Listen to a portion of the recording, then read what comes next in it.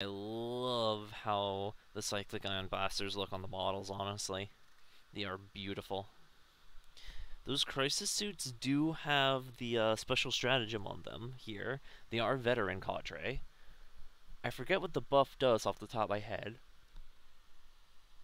but that will be very beneficial, especially since you have to pay 2 command points for it. Yeah, veteran cadre basically just increases their ballistic skill and I believe also their weapon skill. Alright, that's actually pretty So good. they'll be hitting on threes with all those psychic ion blasters instead of fours. Ooh, that is scary.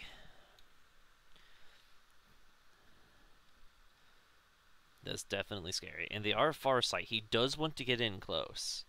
Oh yeah, absolutely. He's going to be coming to the Custodes whether the Custodes wants it or not. And judging by the Custodes list, probably doesn't mind them getting in too close. Oh yeah. I'm gonna fly on over to the Custodes. We're gonna start with their little add-ons here. They do have some Imperial Guard to help them out. So, as always, they have a tank commander here. This tank commander, I think, has some very interesting war gear options. He took the Demolisher cannon, he gave it an extra Hunter Killer, and he also gave it a las cannon to Pintle with no side sponsons. So it's effectively firing all the las cannons in the world in missile launchers as at once, which is interesting to see. Yeah, I mean, the last cannon is probably just because he had the points left over and didn't really know where else to put it. Same with the Hunter Killer missile. Yeah, you could Normally, you always just take this just thing take the with heavy just the bolter, demo but cannon. yeah, Yeah, this is and the really heavy looking bolted. like look at a vehicle within 24 of you and it's just gone. Yeah, very much so.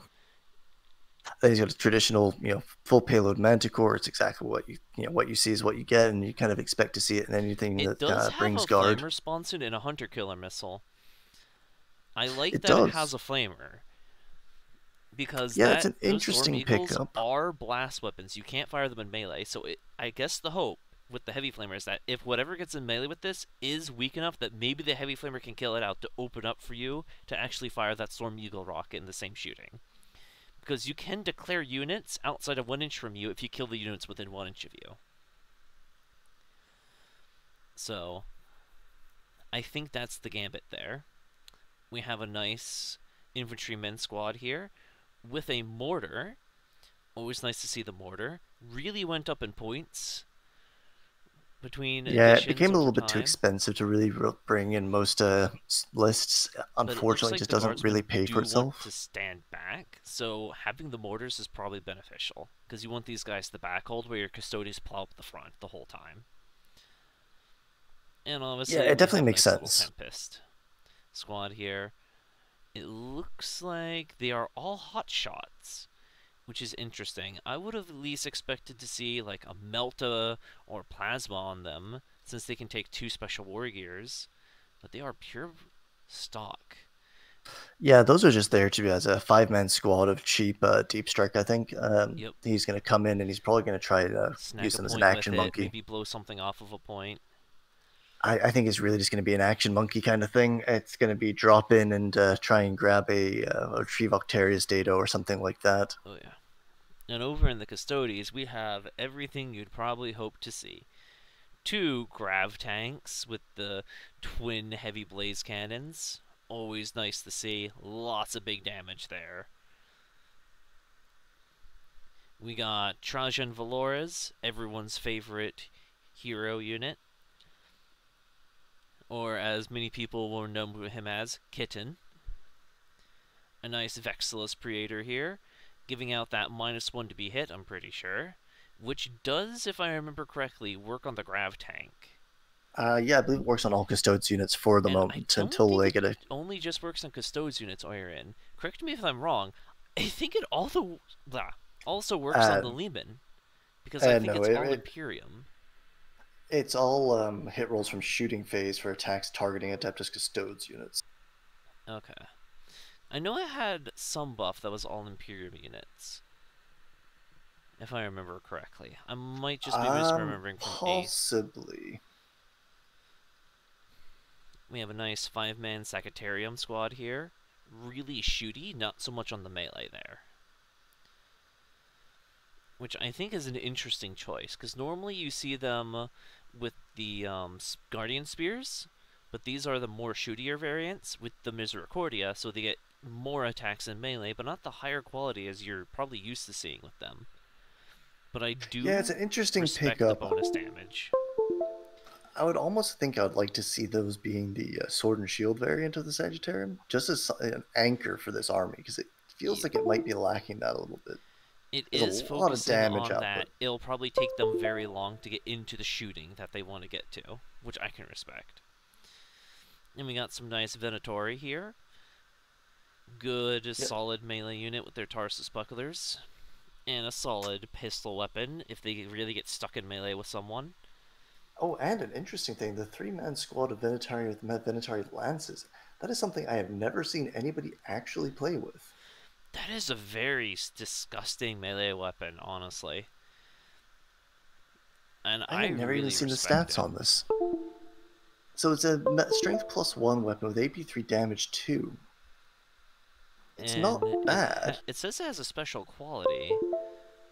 So I'm going to go look up what that special quality is real quick. They make one additional attack every time they fight. So there'll be 4 attacks each. I like it. Yeah, it's an interesting pickup. It's I think it's mostly just because the shooting isn't as good, but you got the other Venatari for that. Yeah. Could the job of these Venatari be done by something else that's maybe more points efficient? Potentially, but you never know. I like it because it's kind of like replacing the bikers that we always see. You know, it's the Or fast the fly in, get in melee, kill whatever you charge, and fly off unit. the 3-man Terminator unit Yeah. Because that you quite this often see can in these start on the armies. board with a massive move, so it can actually get to where it wants to go. Or you could just throw it in Deep Strike and just call it a day. Hey guys, I got a question. Was This looks like a very very interesting army here. I like that he uses the Astra Militarum there, the Scion Tempests. But I don't know. The other day I came across some Sisters of Silence, and they seem to be very cheap. Can anybody explain to me how come we're not seeing Custodes use their Sisters of Battle?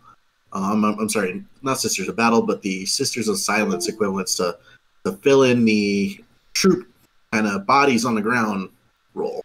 Well, quite often you are, Sisters of to be Silence honest. are all elites. They are all elites, but you do quite often see them. And you can also get them in no force organization slots as well. Yeah. You do see them quite a lot, but the difference is, as you point out, they don't have OBSEC, or unless they might have OBSEC, I can't remember, They but I don't don't think have they have OBSEC OBSEC at all. No. But there's no penalty for souping them. And their primary role outside of just being bodies on the field is that they deal with psychers, and there's not really a lot of psychers going around at the moment.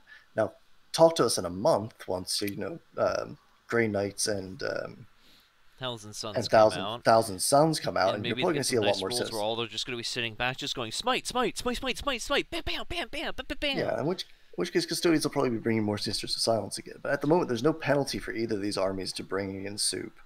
So, you can get your guardsmen, you can get your full payload manticore, and you can get your demo cannon tank commander, and it doesn't cost you anything apart from a couple of command points. Yeah. The other big Okay, thing fair is, enough. like, the Sisters of Silence. Well, yeah, they do have that nice 3-up save. They do have bolt weapons hitting on 3s. The biggest thing is they only are good at killing Psychers, and that's about it. That's their whole purpose. Everything they do is just anti-Psyker. It's just that I actually casted a game not too long ago, and we had a sort of a beginner's list there, and I noticed these Sisters of Silence, and I could not help but kind of see this interesting kind of battlefield role that they could fill, where it's like they're really cheap bodies. They have transports, dedicated transports. Like, why couldn't we just, go with these, selections and sort of fill out that bodies on the ground role, Yeah. Well, again, when Mortarion was popular and Death Guard was more popular with their heavy psyker list, Custodes were bringing them because they, as you say, they're great into psychers. They're cheap infantry. They can do a lot of things. They can be action monkeys. They can do a lot of denial of enemy spellcasters. I guess then the argument really is that, why not just go with a detachment of the Imperial Guard, because they seem to do that a little bit better for less points, I guess. Oh yeah. Well, they don't fill the anti-psyker role as well. Yeah, they don't Well, fill they the don't fill the anti-psyker anti- role as well, but you have some nice action monkeys here. You also have just better weapons overall. You have the Demolisher tank cannon, which obliterates anything it touches. And is it true that the Sisters of Silence don't actually have objective secured? That's crazy. I checked right now. They do They're not have elites. objective secured. They are all elite units without objective secured. Yikes. But they can be put into Custodes without taking up slots and without screwing up their rules and bonuses. So they do have that going for them. It looks like we do see the Manticore finding the safest spot in the map to just start firing without consequence. Oh, by the way, before you get into that top-down deployment thing, if you want to go into your configuration and turn off the name so that everybody in the audience could look at a clean screen there. I just need to have the names up while some other things were happening, so. Okay. Well, Right. I'm going to go ahead and exit out. Go Tau! Win it for the greater good, please. Thank you. So as these guys are starting their deployment, let's have a look at what their secondaries they picked are. So the Talos players picked Engage at all fronts, which I think was a fairly obvious pickup with the speed that he has, the Devilfish, the easy amounts of deep strike. It looks like only the Crisis are going the deep strike. We do see the Hazards who's starting on the field, potentially in a Devilfish at that. Possibly. I think we're more likely to see Fire Warriors in there just to stop them from getting plinked off by mortars. Yeah. But on the other side, we have the Scions going to deep strike as expected, and both squads of Venatari. Yep. And onto the secondaries, we have Engage on all fronts for the town. Though we have the mission specific priority targets. Everyone which loves is priority targets. That's I just mean, 15 free victory points. Yeah, I mean, it's basically 15 for both sides, so that's to be expected. He also took To the Last, which is an interesting choice here, which is probably his Riptide, the Crisis suits, and maybe I'm his not sure. Cold Star. I'm not sure exactly. Yeah, but I'll figure that out. Riptide the Crisis. It might end up being the Cold Star or the Hazards. It'll be the Hazards. Ooh. The Hazards are really defensive as a whole. With that 3-up save, 4 wounds at T5. They are really hard to kill. So that's an interesting choice. It means that his To the Last is always a really tricky one, because it means that there's units that often need to fill a role of killing Other things really hard, but you also don't want to overcommit them because your enemy will just walk over and kill them. So it's a bit of a double-edged sword. Like, if you have an expensive unit that wants to sit on the backfield, it's great. If you have an expensive unit that wants with the Riptide as a whole with that 72-inch range. Yeah, with the Riptide, sure, but the other two, look where the enemy Lehman is and just start plinking it from as far away as possible without any consequence. Yeah, it's gonna be difficult. But on the other side of things, we have priority targets, which, is about as expectable as possible. Grind them down, which is a great pickup versus Tau, because all these little, like, two-man squads of drones and things, those count as a unit for grind them down. Oh, so yeah. It's pretty easy to score and, against especially Tau. the Devilfish, they come with 2 gun drones in them, with counts separately. They absolutely do. So once you take down the Devilfish, you have another, I think they count as separate, so that's another 2 units the enemy has on the field. I can't remember whether I think they act independently, but either way, one Devilfish counts as at least 2 units for grind them down if you kill both. Yeah, so it should be relatively safe for him to be able to get between 9 and 15 on grind them down this game. And he's also taken Stranglehold, which I think is a fair assumption. There's enough OBSEC bodies for Tau, but he only has to basically hold 3 and kill him off of 1 every turn. Oh yeah. For that Stranglehold bonus to take into effect, and they are bulky. They will. And he has a lot of killing power. Day. Like, he has a lot of shooting, a lot of killing power to deal with whatever sits on these objectives. Oh, definitely. It'll be interesting to maybe see the mortars start to do work. Because they are one of those weapons that you always... Back in 8th edition, they were disgusting. Oh, they were brutal. There was a reason why they got massive price increases. but I feel like it was a little too heavy because now it's just they're too expensive to use, and it's nice to see them. I don't think it's an issue of I have too many points. What am I going to fill them with? It definitely seems like I can make use of this with something that just wants to sit in the back all day. Yeah, absolutely. I mean, they're there with the Manticore. You can also use them to kind of spread out around the Manticore to deny deep strike area Oh yeah, because they are quite which large, you quite do large want to bases. deny those crisis suits from dropping it on you, because the Manticore is only like T7, T6. So Yeah, it's T7 and it's only got 11 wounds. It's only a 3-up save with no invul. yeah, a big So, group of I mean, crisis if that you, drop down are going to obliterate that. yeah, I mean, their Psychic Ion Blasters are pretty much perfectly designed for dealing with a Manticore if they can get within range of it.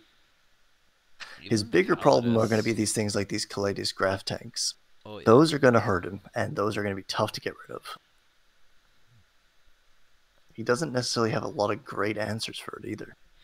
Oh yeah. It might be interesting to see the grav tanks maybe try to engage the Tau in melee and try to force them to fall back. Because the grav tanks can shoot in melee. They'll eat a -1 penalty for doing so with their heavy weapons, but I think with hitting on 3s, they just don't care. They're actually hitting on 2s and then they're going to 3s. So yeah, I'm pretty sure they will be fine Farsights with will that. only be hitting on 6s in their Overwatch. Rerolling wants to hit though, but against something that bulky, maybe you lose 2-3 wounds at most in the Overwatch, but then you shut down like 2 10-man units from shooting for a turn into a unit that he can't actively kill in melee. That then denies for the greater good Overwatch for something that has less health, like your Custodians in there, that then come plowing in. Yeah, so we're seeing all the Remora stealth drones being deployed safely but aggressively. You know, they're basically Oh yeah, hedging his it's bets so if definitely he looked doesn't. like he wants to use their 30-inch to fly in. He's probably gonna hope to try to see if he can get a line of sight on one of those Custodes to pop it hard. Yeah, I mean, they do have a lot of shooting. Whether they're going to be able to pop a Calidus, they don't have enough Because shooting, they I would will be say. grouped together with the Cold Star, which can advance behind them. This is true. And as exemplar of the Muntka, that's a 30-inch. Whatever you want to be killed can be killed with a screen for your fusion blasters. On a relatively hard to kill screen, too.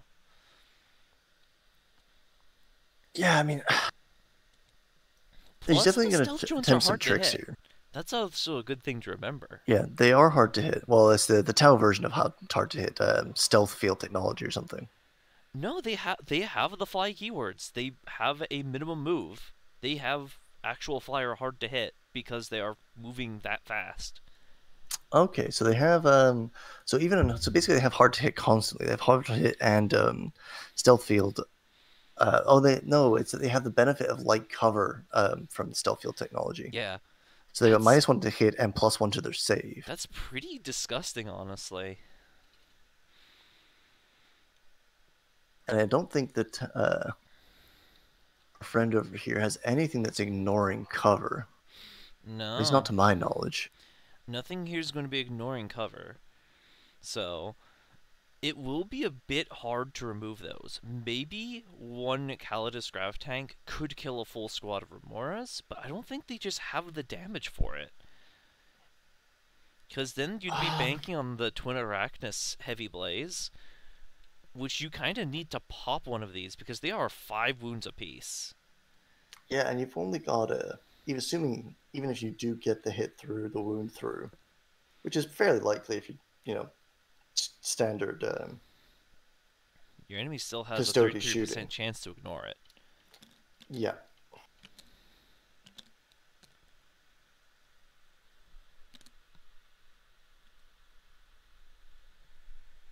I do like to see how Tau is adapting in 9th edition right now, given their drone prices.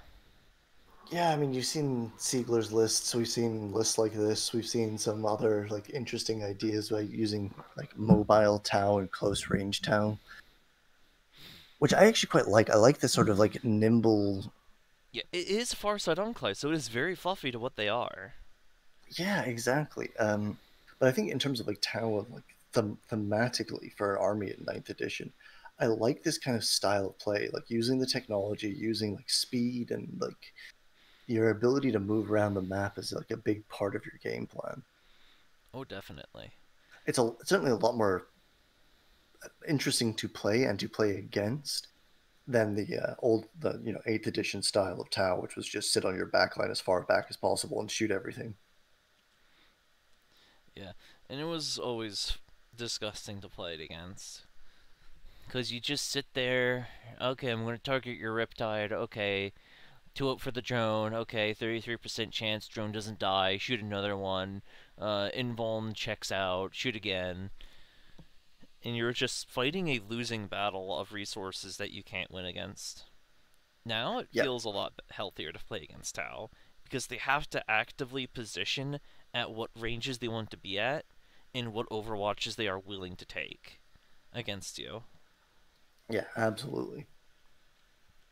Which is actually an interesting point into the Riptide. That might be coming up the field just to be able to provide for the greater good.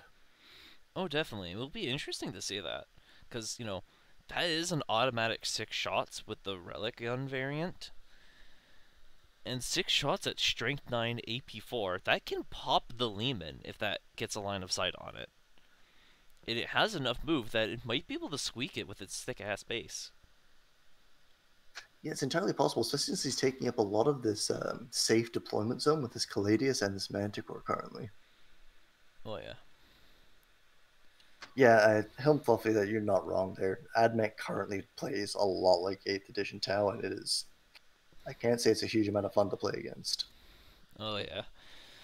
AdMech are kind of disgusting right now. I've learned to deal with them, and as it turns out, the thing I use as my general play deals with them very well. I play Bladed Coggenes, Stealer Colts, so I get Forp explosions and melee against them.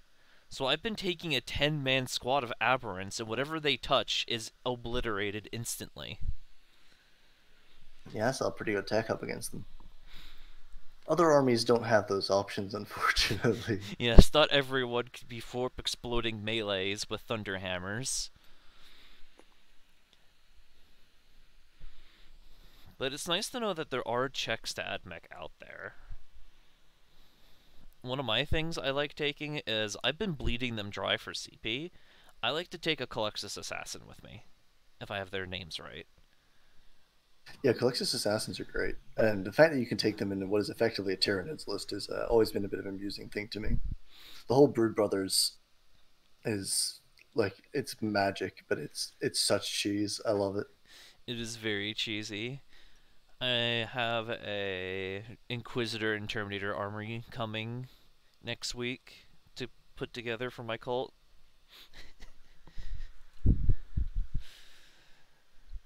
That's going to be nice. Just drop an alpha class Malleus Inquisitor on you. Yeah, there's a lot of really interesting tools you can use as Gene Stealer cults. It's unfortunate they're in a bit of They're a in a bit slump of at the an moment. odd position.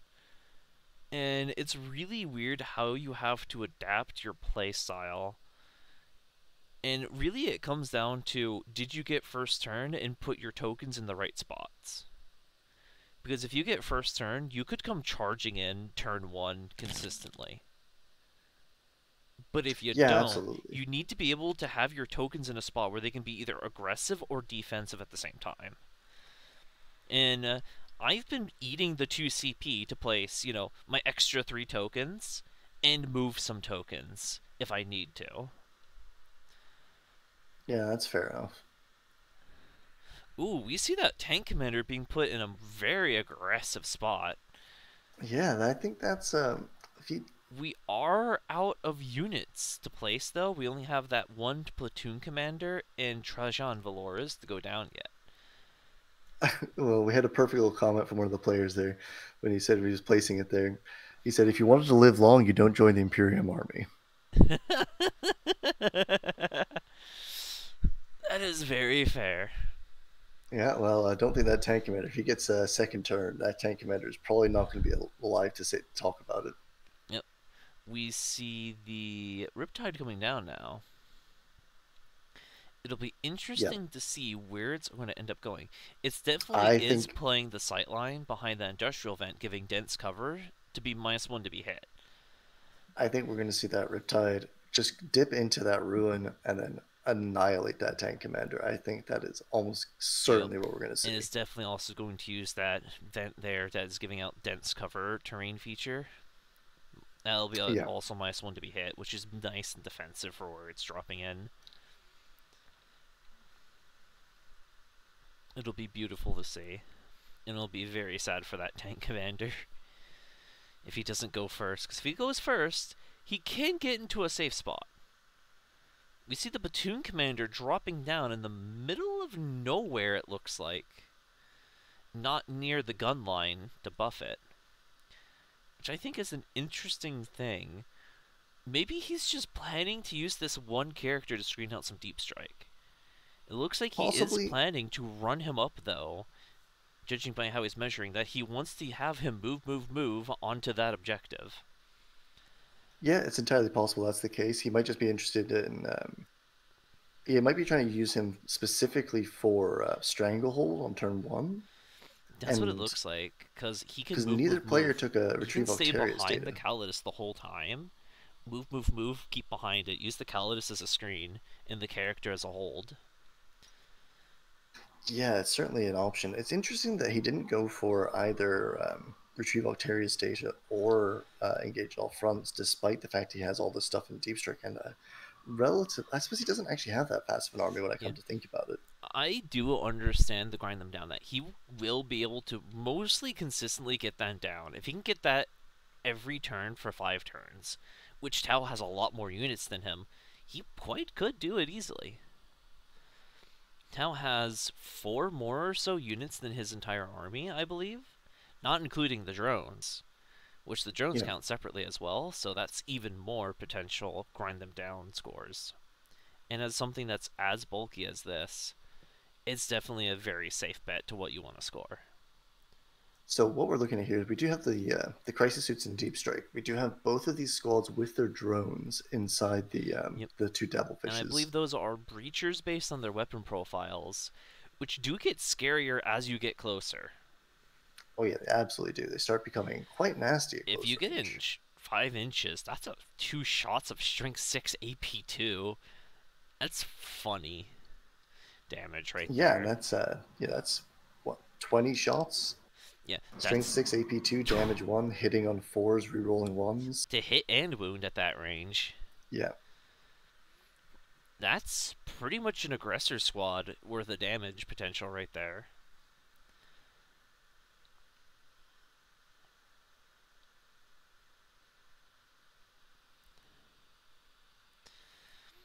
Trajan Valores is out in the middle of nowhere. He's not being screened.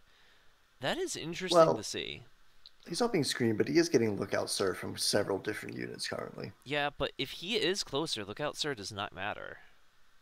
Sure, but there's many units that are a lot closer to him. Tank Commander, the Vexel's Praetor, the Veteran Squad in the Ruins, the Sagittarian Custodes. Yeah, It so will there is be. the I think it would be potential tricky safety, for him. but It I would be could tricky for him to be able to get shots off on Trajan this turn. Yeah, it is tricky, but it is possible, and I think it is a bit scary. It is possible, but I think it would be a massive overcommitment from the Tau player to try and snipe Trajan in this position. Yeah, but if it does manage to end out that Trajan is dead, that's a pretty big hit. He has so many good auras. He has the Moment Shackle, which is so powerful, and that could all just be gone in an instant due to some accidental deployment. Well, it looks like Tau did get first turn here. Uh, that poor tank is about to go bang. Yeah, no overcharging the Riptide as expected. Which means that these Caladius Grav tanks, he's going to put himself right in that vent.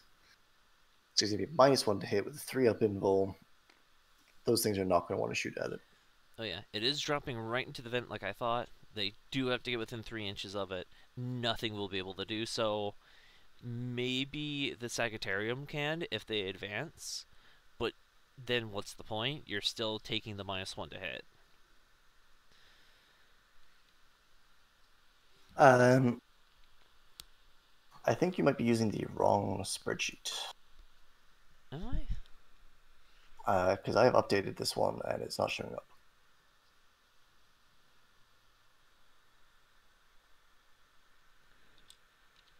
I linked you my spreadsheet with a can't edit. Yeah, I'm editing it. It's edited. It's just not the one that you have linked on the stream. That is really weird. Huh. I'm gonna...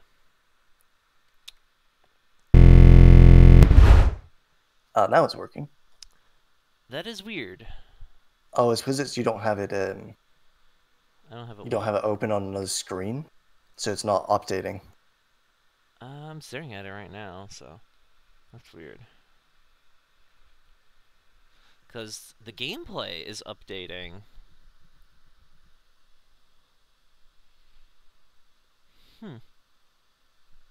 Regardless, yeah. So the secondaries, as you can see now, engage in all fronts, priority targets into the last for the Tau, and for our Imperium soup, we have priority targets, grind them down, and stranglehold.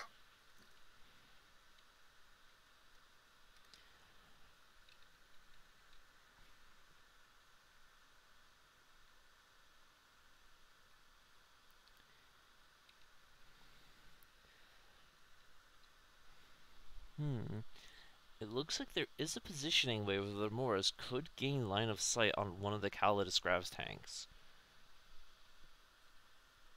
Well, 30 inches of movement, I imagine there's a lot of places they can get a line of sight on them. The question is, do they want to commit the Remoras like that? Oh, it looks like they might do it. Certainly a possibility. It'll be very nice to see. I would love to see those Remoras just fly in and pop both the Lehman and the Custodes Grav in the same turn. It would be ridiculous to see. He should have more than enough shots to do so as well. Yeah, I would imagine so. Because he could put at least four marker lights into the Custodes, and he could probably point 1 to 2 of the marker light dudes into the tank commander to at least try to get some rerolling ones into that from the Riptide in the back. So it looks like he's trying to put the Cold Star in this building, which... The building just seems to be slightly horribly modeled, and we are having some trouble getting him on top.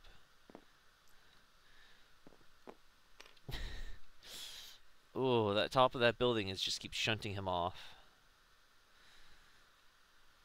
Well, man, he's playing the Cold Star Commander very aggressively here. Well, the drones will be able to move 30 to try to get in front of him. Okay, looks like he does want to commit more into the tank commander, more than just the Riptide in case it lives. Well, the Riptide might be going into Caladius. Yeah, that is true. Looks like he is trying to get his melt to range. Yep, there it is. I think he's there. It is. And I think he's also in a spot that if the command commander gets popped a little too much, he can split fire into the Custodes with the Cold Star, which will be nice to see. Here come the drones, flying in out of nowhere. Yeah, this is some very aggressive play from Tau. Oh yeah, that 30-inch move is going to be very powerful, though. These things are ridiculously hard to kill. So it looks like he is just trying to find a nice spot to pop that Custodes. Each of these do have 2 Seeker missiles on them, which could do a large potential amount of damage. Yeah, they are pretty nasty. They are... I mean, it's only 2 shells, but strength 8, damage 2. They can only be fired once per battle, but an unmodified hit roll of 6. It's wait. Yep, he is checking. Oh, they only hit on 6s. Sorry, but they also count as a seeker missile so if you for do the purposes get of marker 2 light. marker lights on the enemy, I believe it's 2 or 3. They will be hitting on their ballistic skill. Yeah. Which from the drone controller on that Cold Star is now 3s base. So that's still a potential of consistent amount of damage. Yeah, that's still a potential of 10 D3 missiles. 10 D3 damage worth of missiles, rather. at strength 8, is which a bit is not brutal. insignificant. Yep, we see the Enforcer moving up with his hazard battles there. We don't see the Devilfishes not moving just yet. I thought maybe the hazards would want to sit back. Ooh, that they are advancing, it looks like. Some big advanced movements there. Yeah, it looks like he rolled a moving 5 on his far out advance of there. deployment zone. Looks like we see more advanced rolls coming out, potentially for the Devilfishes. Oh yeah, the Devilfishes are moving out. Interestingly, he's abandoning that objective. But I guess he's got these Fire Wars in the back who are going to come and try and pick that up for him. Definitely, it looks like those Fire Wars are going to advance up for that. So I can see he what does he's have to be trying careful about leaving these behind without any additional cover, because that means that these Venatari and these Scions are able to come in from behind on turn 2. Oh yeah, definitely. Potentially, and cause him a lot of issues. So perhaps we see the Devilfishes moving up to drop their units off on turn 2 and then flying back to provide cover support from deep striking.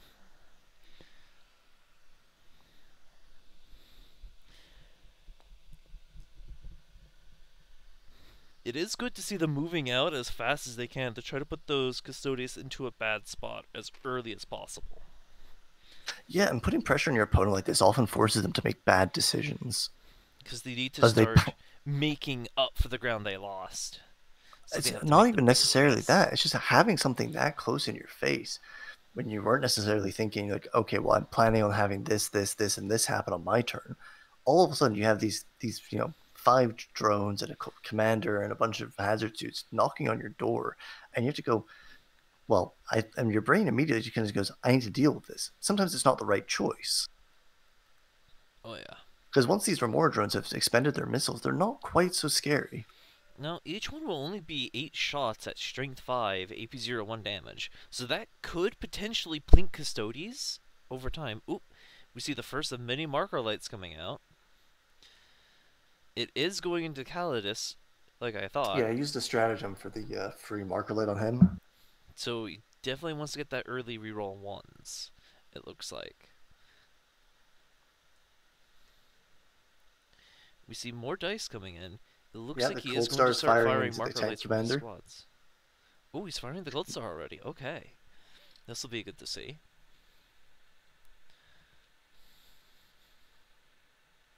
He's rerolling all of his wound rolls here as well. He spent 1 CP for the Farsight Enclave stratagem. Very good, very good.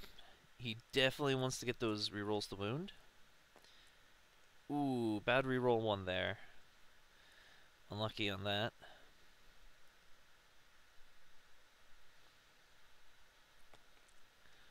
Ooh, we see 1 failed wound so far. Oh, he does get the reroll on it, and he does complete 2 of them. That is just 2d6 damage into that tank commander, which does have the potential to instantly kill it.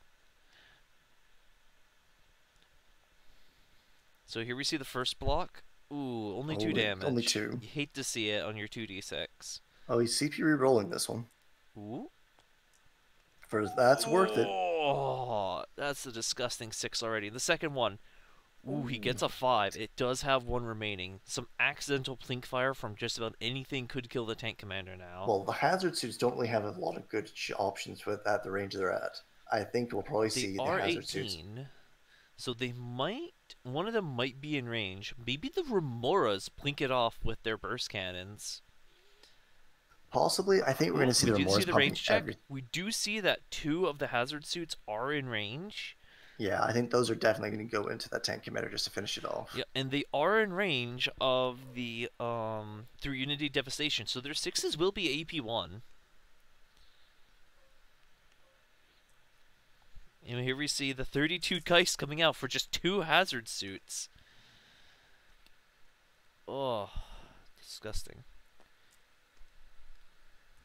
He only gets 2 wounds at AP0 though. Yeah, but he just needs 1 roll beneath a 3. Ooh, there it is. Does he spend a CP to re-roll that? I would myself and try to force more shooting into that tank commander. He does it. Oh, he gets a 2. The tank is... No, that was the explosion roll. Oh, that was the explosion roll. I would have seen the CP. Oh, we see a little bit of salt coming in here. Knocking a model off the table.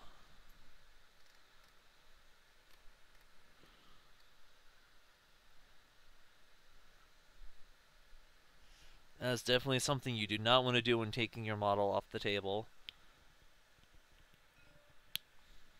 Okay, so they're firing burst cannons into the heavy weapon squad. I'm guessing all of the missiles potentially. It looks like he has to remember to clear his marker lights as well. I think drones can shoot their marker lights in addition to their other weapons. Correct me if I'm Yes, wrong, they though. can. Yeah, because they are vehicles, if I remember. Or something like that. I know these had a bunch of weird rules. Okay, so gave them +1 to a save with the Yep, taking cover, Imperial Guard definitely, stratagem. with that Guardsman squad.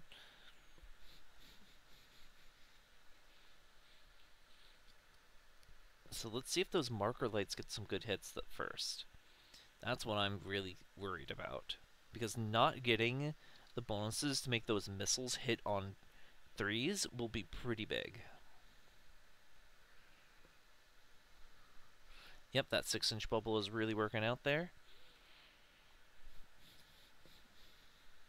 Yeah, so he's gonna be reeling 1s to hit, 1s to wound. He's got +1 to hit, and he's gonna be firing those Remora missiles on ballistic skill, assuming he can get the second marker light. Odds are he does get it, and that will be very scary. Oh wait, no, he's Farsight Enclave, so he always counts as being having 1 higher. Yeah. Oh, that so is he's right. already has the ballistic skill. He already has the ballistic skill he needs. That is scary. The question is, does he try to get more bonuses? I don't think any of them matter at this point. Not unless he could get to 6. Alright, it looks like we see the Remora missiles coming in here. Ooh, 3 hits already. 3 hits. It looks like we are forgetting the reroll 1s. Ooh.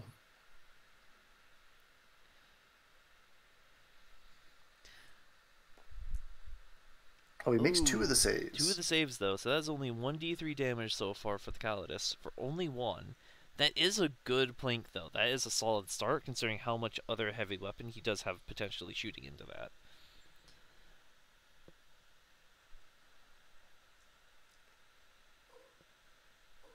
And then here we see the burst cannons. All of the Daka.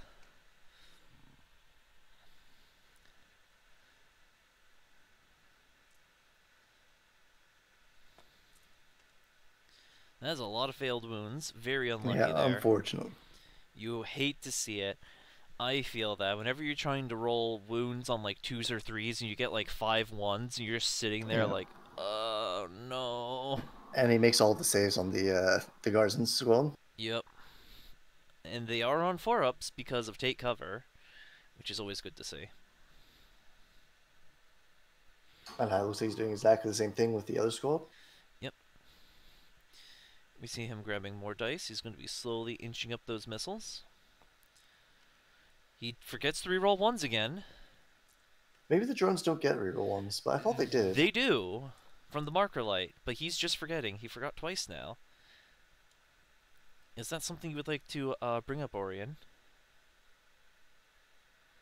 Well, he's not getting what he needs. That tank is, Gladiator's grab tank is making the saves it needs to. Oh, yeah. See if the Guardsman squad can pull the same trick they just pulled. That's a lot of good hits. That's a lot of good wounds. We could potentially see a couple dead guardsmen here.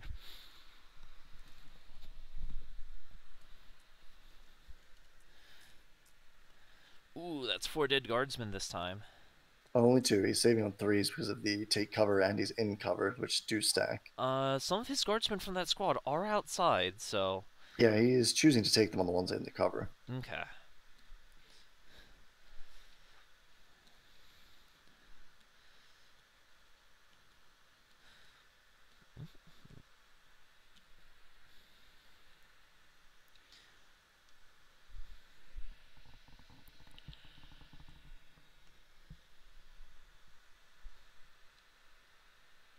So the Riptide's going into the Caladius with all of its weapons and it is overcharging. Oh, yeah. He is forgetting the reroll 1s again. He just forgot his marker light completely existed. Yeah, it's not something town normally forgets. Perhaps it's just the stress of being on a stream? Possibly, or I'm not sure. There's plenty of reasons why you could be forgetting. Yeah, this isn't Death Watch. He is not removing the marker lights that are already stacked up on him. Looks like only 2 wounds from that big scary gun, which could potentially bracket the Callidius.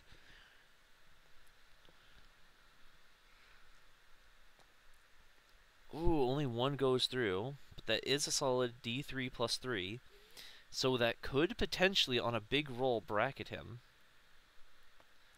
Yes, it could. The Ooh, bracket that is says. a 6. I Ooh. believe that does pop it to down a bracket. Yeah, they should be bracketing at 7. That's half his wounds. That is very big. That is less movement, I believe, less ballistic skill. So, that is a nice scary.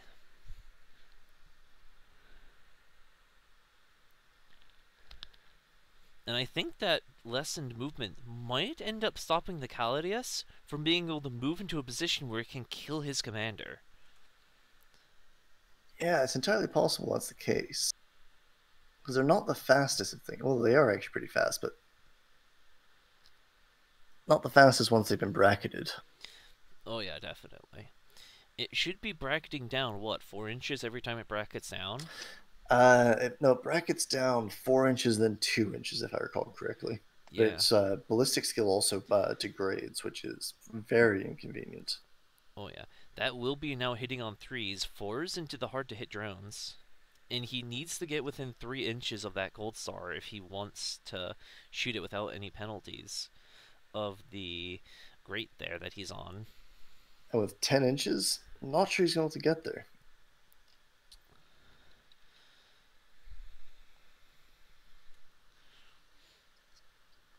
This is definitely an interesting game. Normally you don't see Custodes in a relatively losing position, all things considered. Well, Tao's done a good job of bottling him into his deployment here. We do see both Galactuses moving out, probably trying to get into some nice reroll ranges and some other aura buffs. Yeah, making sure they got the -1 to hit from the Vex's Praetor. Bet he wish he had that a moment ago. Yeah, I'm sure he did. Looks Trajan's like we probably see going an to come. advance come out. That lone guy is going to go sprinting for the objective. He is going to move himself, coming the shooting phase, I believe. It looks like Nubzers realizes the marker light dot exists there for a moment.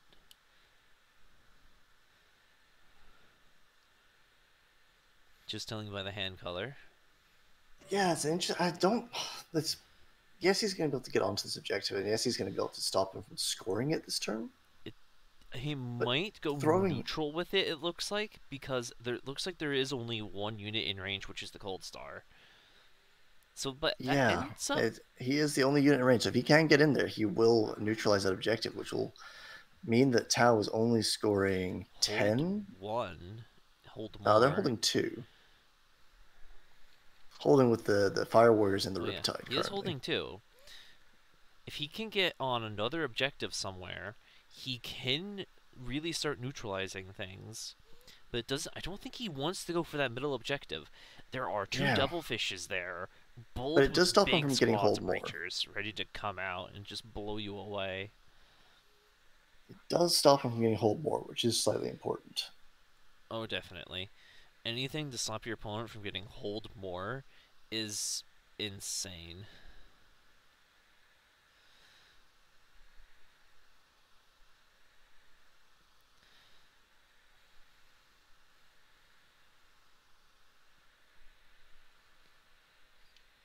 So let's think about where the shooting is going to go here. He needs to deal with these stealth drones. And So I think we're going to see that the... definitely looks like where everything's going. It looks like those guys are advancing. I don't think they have a good line of sight because the tanks. Yeah, that's a bit of a tricky line of sight. They can just barely start to see some of the drones over those tanks. Yeah, they can see the drone, certainly the little nubs at the top of the drones from their extended plume top hat things, helmets. Oh yeah. So they will be able to get shots into these drones, and they're actually one of the better units for dealing with these We drones. do see the Manticore moving. It looks like it's trying to reposition itself, but that might end up Yeah, getting it because he, shot next turn. yeah, he wants to be able to get direct line of sight onto these Remora drones and to these hazards, which he will get through that little narrow corridor. Yeah, and I believe because of the different rules for ignoring line of sight, he will be ignoring dense cover. But I might be a bit wrong on that.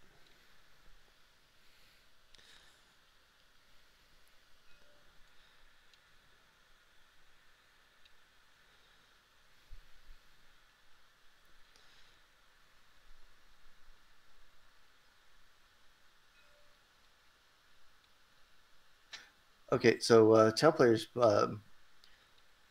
is dropping Neuroweb Jammer on the wounded Caladius, giving it another -1 to hit. Oh, absolutely disgusting. That thing is not going to be hitting anything.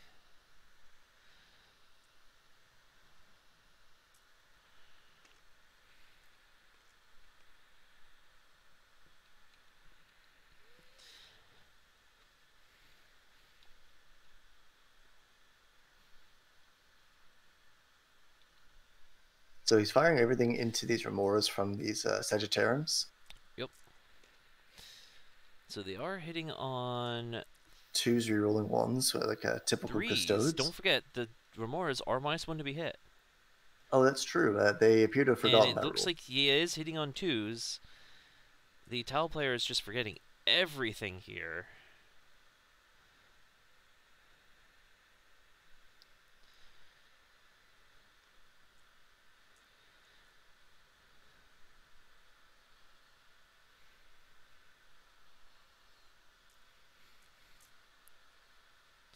Ooh, those are some disgustingly good saves. What is the AP on those weapons? That is an AP1, so only 2 damage goes through. That's Only not 2 even an damage goes through. entire Remora drone dead. Well, they are 2 damage each, but it's nearly 1 dead. Yeah, that's most of one. I think the Remora drones are only around 50 points a pop. So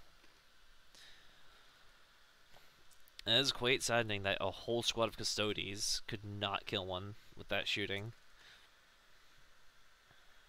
Yeah, absolutely. It's Oh, it does still have a little bit more shooting. oh, the saves.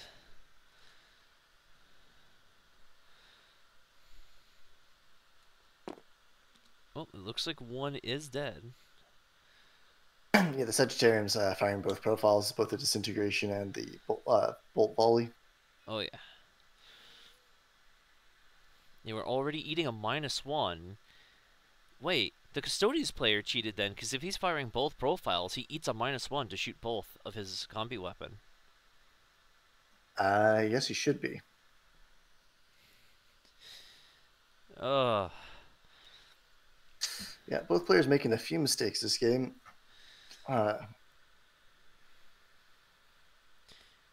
Because that extra hit he got in could have been an extra damage not taken on those stealth drones. Yeah, absolutely. And if the Tau player could remember his several of his rules, both marker lights and the stealth field technology and the hard to hit, he might have gotten a little bit better out of this. Oh, definitely. Remember to always read your unit's rules when they're being shot at or whenever they're doing something. You don't want to forget literally anything. Yeah, this is why whenever I'm playing a competitive game, I personally keep like either a PDF or a spreadsheet, not a spreadsheet, like a notepad document.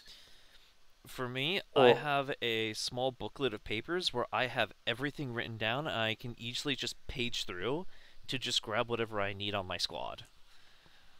yeah, I just like reminding yourself what you need to remember. It's like so I just do it by phase, like my command phase, my movement phase, enemy shooting phase, all that kind of stuff. What do I need to remember? What's going on? Oh yeah. And I found that my play improved immensely just from that one simple little thing.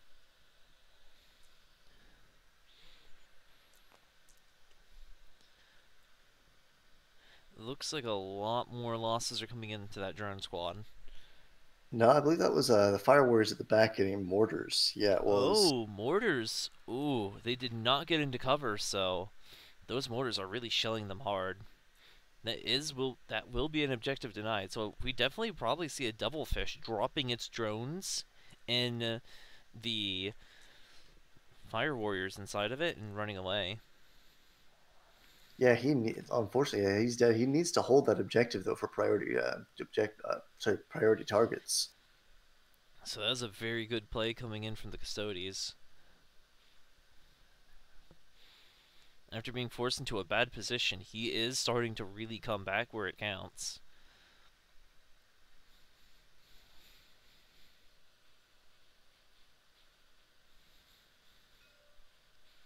Yeah, I think the Devilfish with squad, the one that's closer to that objective, is likely going to drop its troops, and they're just going to dip into that objective at the start of turn 2. That's definitely what it looks like. They might be able to get in range to start really plinking in some wounds onto a Calidus, too, which would be interesting to see. Yeah, one of the interesting things is he's focusing a lot of attention on these Remoras, but the Remoras have all fired their secret missiles. They're not actually that scary anymore. And I think that's just how the threat of existence is. He's probably afraid of those going in, or maybe scoring more engage on all fronts. Because he definitely doesn't want those flying in, because you need to also think here, Oirien. These things have a 30-inch move. They could fly in onto that Manticore and grab it in melee. And at that point, what does he have to do to help get the Manticore out of melee? He has to pull back some Custodes, which he really doesn't want to do here. He wants them moving forwards up the board to start getting on objective, to start holding it. He would be able to do that, but he would have to stay in hover for that. If he used the aircraft tag, he would not be able Yeah. to do that. From here, I believe he can just go 15 and just jump on it quite And it would be a easily. pretty long charge. It would probably you'd be only looking at least an 8 or 9 inch charge into that Manticore from a 15-inch move. Oh, yeah. But those are the things we do have to also consider could happen.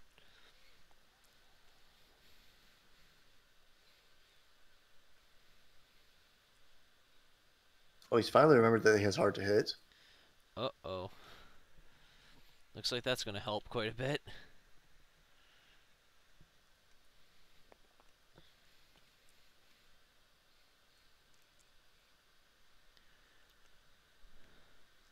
Let's see if he remembers what his stealth field does.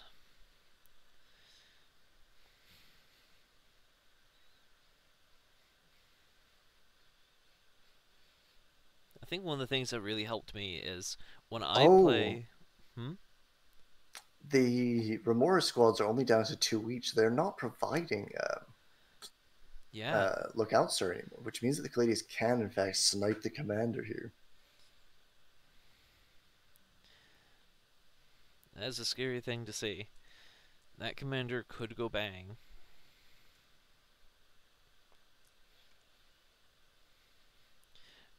Remembering that -1 to be hit earlier along with the stealth field would have probably saved his commander a lot of damage coming in. 2 wounds here. Either one of them failed to save. Oh, he saves both. Wow. Oh.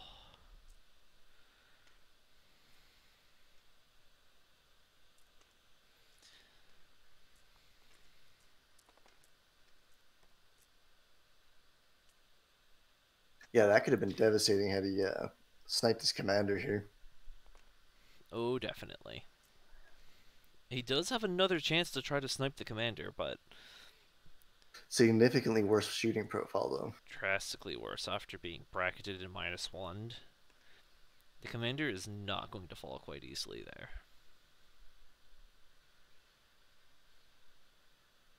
Oh, wait, no.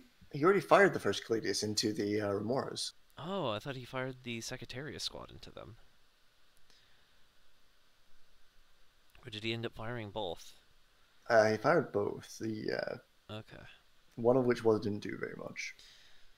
Right.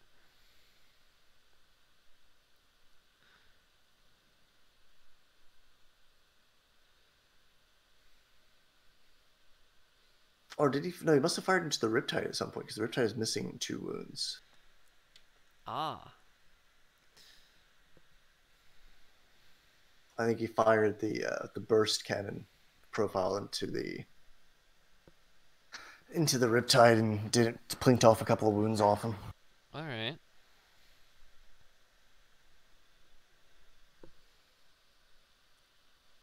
So it's just this the guardsman squad with the one mortar that's left to fire, and obviously the other squad which is tucked in that building with nothing to shoot at. And that is a veteran mortar. It is hitting on 3s instead of 4s. Which I think it's interesting to see veterans with heavy weapons like that. Normally you just think of veterans with special weapons. All the snipers or all the flamers you can muster. Sometimes plasma. The last Remora is, well, not the last, the second Remora from the squad of 3 is down. So the Manticore hasn't shot either yet, as far as I'm aware.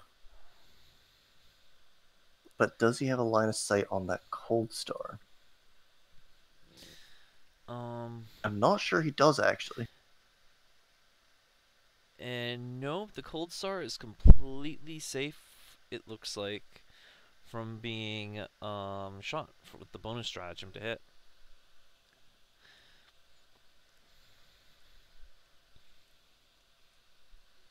Well, the missile launcher is shooting the commander, but I believe it's through the no line of sight profile. Yep. You see 5 shots coming in. Ooh, that's a lot of misses. And only 1 wound. So it looks like the commander is definitely going to survive this no matter what. Oh, he does take the wound, the damage, but he will live. Meaning that Cold Star quite very well could be flying into that Manticore to pop that next turn. And that would be something I would be considering myself.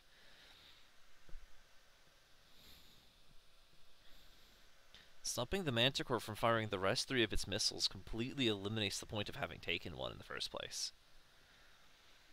I think that's one of the biggest issues with Manticores right now. While they are more shots at such a high strength, you do need to get the issue sometimes where it dies before it can fire all of its missiles. And that really cuts into its point efficiency.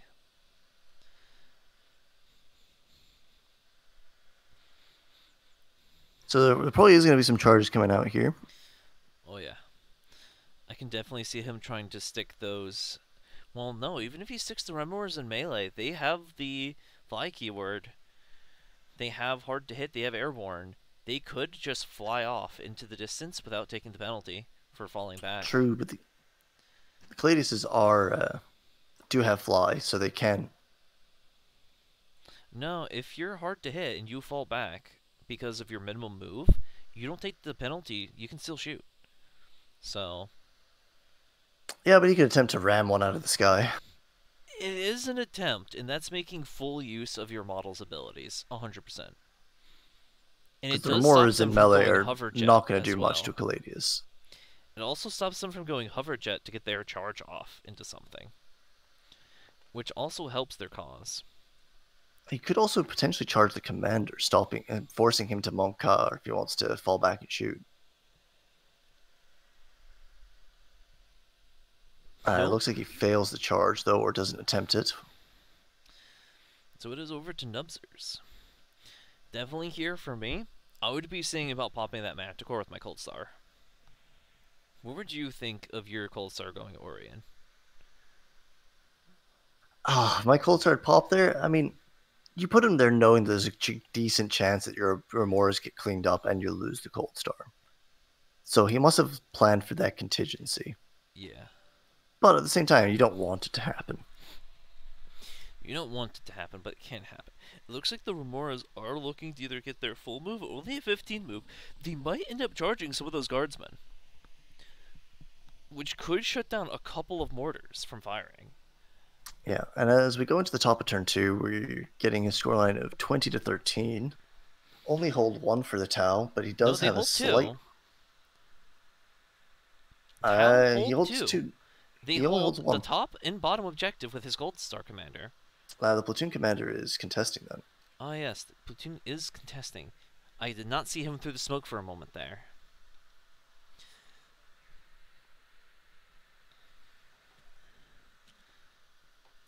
That platoon commander brings an interesting question. What do you commit to shooting that? It is a difficult question. Probably one of the devilfish.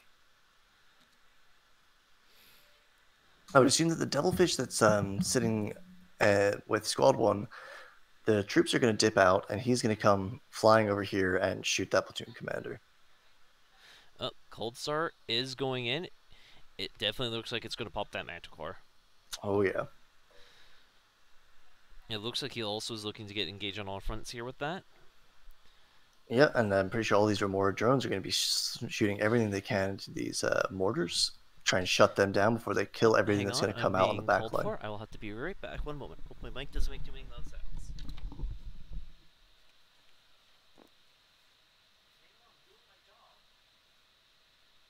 So the houses coming forward, probably not going to be putting their shots into this platoon commander. I think what we're likely to see is the Riptide is just going to continue shooting into these Caladiuses, most likely. This Devilfish might come out to the midfield here. He's not really much threat of getting charged, just to hold that middle objective. And we're going to see the other Devilfish drop its troops off, which are going to run back for his home objective, so he doesn't lose priority targets this turn. And he's going to then push that other Devilfish up to shoot the platoon commander. This is the top round 2. Tau scored 5. They held 1. They only held the one with the Riptide. Fortunately, something is going on with Dragon's spreadsheet that updates all the things. We'll have that sorted out for next time.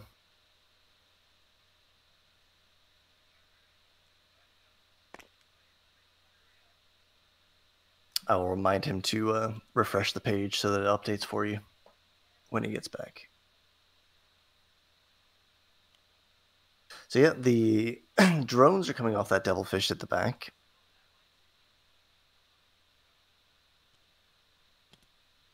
And they are going to head on to hold that objective for him.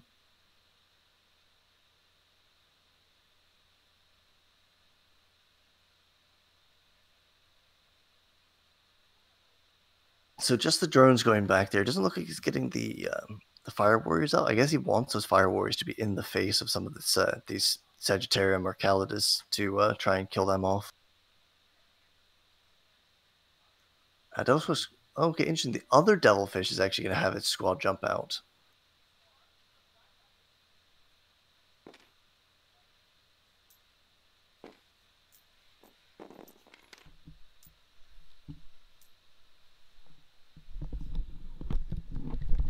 I am back. Sorry about that. Ooh. Yeah, no worries. All we've seen so far is the Devilfish 1 has dropped its gun drones and they've gone back to hold his home objective. And the Devilfish 2 is dropping off its troops, which are now pushing towards the center objective. Oh, yeah. Definitely. A bit of an interesting choice from my perspective. I would have thought that the Devilfish 2 would have pushed up with the idea of dropping these boys off next turn so they can get within that 5-inch magic zone. That if he moves that Devilfish out too far, it dies, and then you lose a bunch of people inside. Yeah, possibly, but now they're out in the open and they probably die anyway. Unless he can clean up all these mortars with the Remoras. And those Remoras are going to be saved until that Cold Star shot into that Manticore and confirm the kill on it. If it hasn't confirmed the kill on it, all the shots of the Remoras are going to be going into that Manticore. Oh, yeah. So this is definitely you fire that Cold Star first, because you want to blink off that Manticore. Cold Star getting 2 kill value is very scary. Because the Cold Star already paid for its points by killing the tank commander. Like absolutely.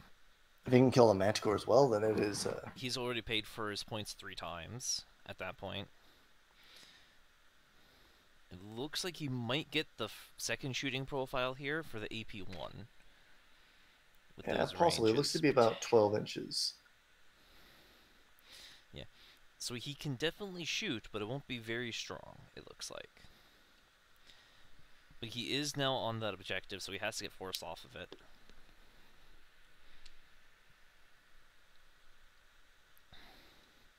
What do you think? Do you see some hazard suits going into that platoon commander, or do you see the enforcer suit going into that platoon commander to plink him off? I would be surprised if we don't see squad one Devilfish pushing up to just plink him off with his burst cannon. I don't think one devilfish can kill it because he doesn't have the gun drones in him Oh, he doesn't anymore. have the gun drones on anymore. Yeah, this is why I'm not so sure about this play, but I suppose it does work. I guess he's gonna have to commit his enforcer into it probably. Oh yeah, I can't see him putting maybe one of the battle suits is gonna put its arms into it. yeah, I think putting anything more than that is a bit overkill. yeah, definitely. I One would. I think hazard the shoot cyclic. should pop at a whole platoon commander. It's not very tough. Yeah, you'd think 16 shots, would do it. Oh yeah, The cyclic ion blasters from the commander are almost certainly going to one of these Caladiuses. oh yeah. I can definitely trying to see bracketing both Caladiuses here and maybe killing one. I'd be more concerned about bracketing because I want to cut the movement in their shooting where I can. Yeah, absolutely. You don't want them hitting at their full profile for very long because they will very quickly remove parts of your army. But you have to be careful because these mortars and this manticore can do a lot of damage to these squads of fire warriors. Oh yeah, we definitely probably see the Manticore falling here, so it's definitely just going to be the mortars. It does seem like the mortar drones flew a little too far, so they won't be charging And into them. we are seeing the crisis suits coming in. Oh, definitely. They probably want to drop in near the Through Unity Devastation, but they can't because of that platoon commander screening out. We do see some bubbles coming out here. So they won't get the extra AP, but they probably don't need it. No, but they're gonna be a little bit sad about not being able to. Oh no, they've got second ion blasters. They're gonna be fine. Oh yeah. Looks like he's trying to get the most distance he can away, though. He definitely doesn't want to get charged by anything here. Yeah, this squad of crisis chasseurs are they're all vets.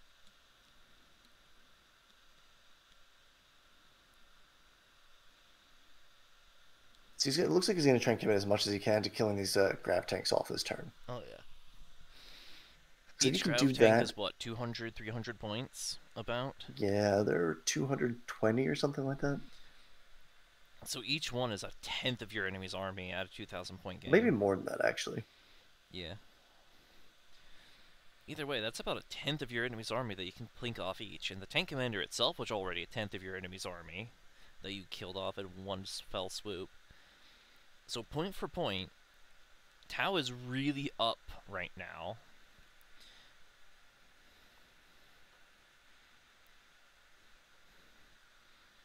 And he's really pushing his advantage. We definitely probably see some of these things dropping down. We probably see the spear guys dropping down in the very far back here to plink off those two drones.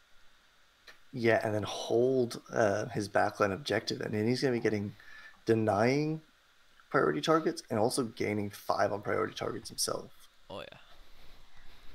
But on the other side, flip side of that coin, if he can deal with these mortars and the manticore, he's also going to be sitting on his own, taking the opponent's priority objectives. Oh yeah. And yes, each of these crisis suits has 3 psychic ion blasters. And that it will be a very scary sight to see. What do you think? Do you think it's better to take a third Cyclic Ion Blaster or take one of the battlesuit systems for them? Well, probably the psychic ion blasters, honestly. They're there to come down and kill something. Most of the suit choices that you're going to take are defensive options. There is the one that gives you an extra AP -1. That's true.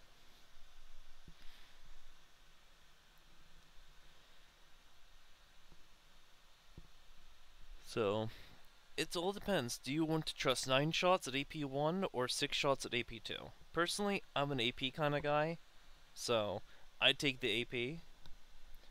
But it might work out a lot of the time that the more shots works out better for you. I mean, it just kind Especially of. if you are in the aura of the Through Unity Devastation, so your 6s will have the extra AP -1. Yeah, I also need to think about what the current meta is having. And with the current meta having a lot of Lucius, which is ignoring AP1 and can ignore AP2 when it wants to. Alright, looks like we see the And Cold Star shooting into that Manticore. Oh, that's 3 wounds to the yep. Manticore. That's pretty much a dead Manticore straight out. First set of damage is 3. Looks like we see a reroll of that for 5. So no, it's 8 damage total now. 8, and it's dead. That's a dead Manticore. We're seeing the explosion check come out. No explosion. That's really what he wanted to see here. Yeah, that's a lot of points you spent on trying to shoot more of those missiles gone. When I saw it move up a little bit, I knew that was going to be a bad moment. I would have probably tried to nestle it more back. I don't think there was anywhere he was nestling where that commander wasn't getting to it. Once he failed to kill the commander with the Caladius. But you could have tried to force a bit worse spot for it, potentially, depending on how you move it. It is hard to say. It looks like all of the crisis suits are going to be hitting the weakened Caladius. Alright, we might see that die or get pulled down to its last bracket.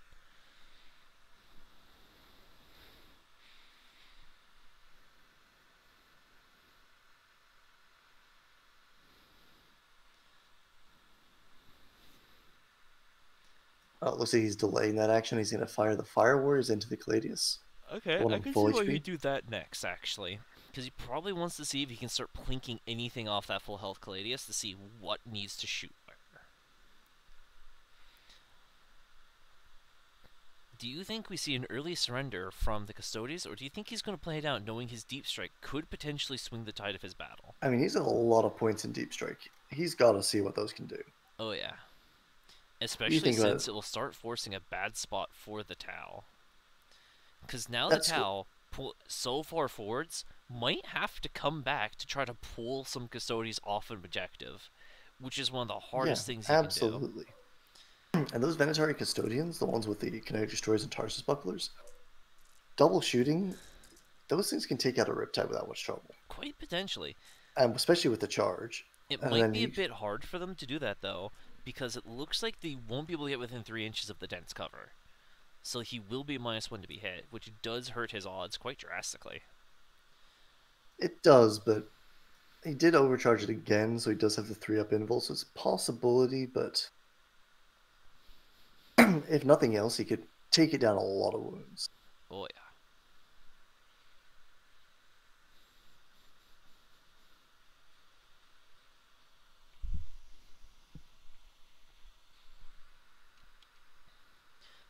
You know, thinking on Tau for a moment, with how we've seen the rest of the codex changes come out, where if they've had any way to pay CP, or I guess, yeah, you could technically call them as pseudo-relics for the orc stuff, maybe we see the Tau special prototype weapons become point costs instead. It's entirely possible. I think the big thing is that the reason why we might not see that is to avoid the reappearance of the Triptide meta. The Triptide meta was quite interesting. Or it might be go to a points cost with the a stipulation saying you can only buy one of these. But here's a point cost increase instead of eating into your CP, because it looks like they're definitely trying to stay away from we eat into your CP to get stronger, and it's becoming more of a we do see a damage going to the heavy weapon team instead of one of the guardsmen here, trying to keep more of them alive for morale purposes potentially. Yeah, he's got one more left to do 2 damage to this squad.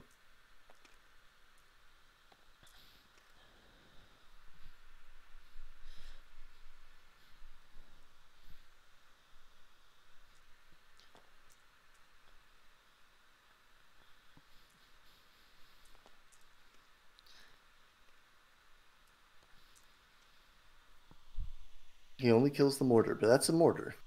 Unfortunately, it means that there's the squad of 3 mortars is still alive, Is and that's still going to under be able to harass, and that is absolutely 3d6 annihilate. shots.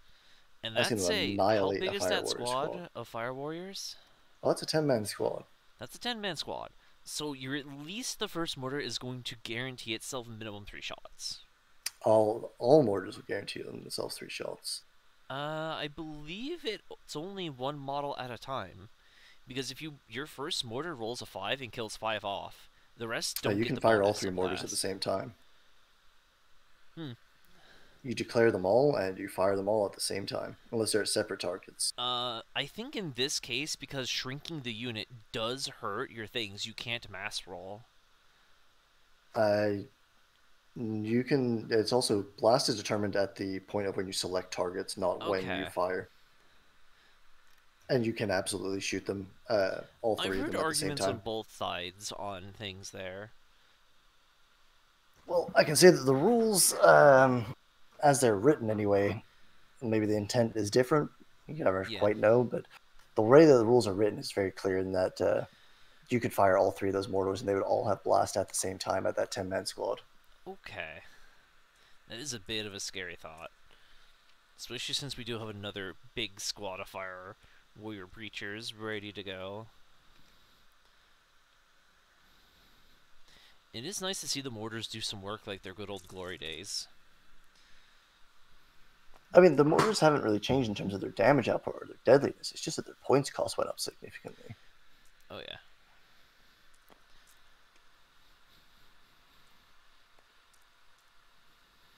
Ooh, that's a lot of hits. I believe that is from the Enforcer suit, if I'm correct. Yeah, I believe so, and it's also 3 Unity Devastation target. Oh yeah. So we need to remember that 6 there is an extra AP, so... So that... I think... No, it looks like it has 2 left. Oh no, each of these wounds was D3 damage, so he has to find out exactly how much it was. Yeah. Yeah, so he goes down an additional 3, so he is dead. He is definitely dead. Ooh, that's 25% of your opponent's army gone on turn 2. Not as big as a bloodbath as it potentially could be, but we definitely have more shooting for that last Custodes about to happen.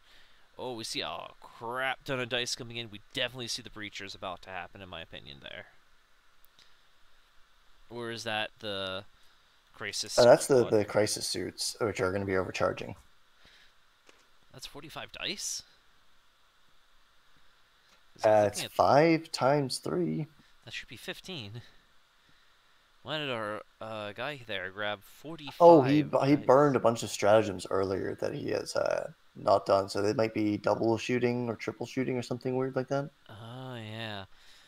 I'm not an expert on Tau mechanics. Neither am I. It's so rare to see Tau these days, and it's nice to see them. They are out of reroll range, I believe, so...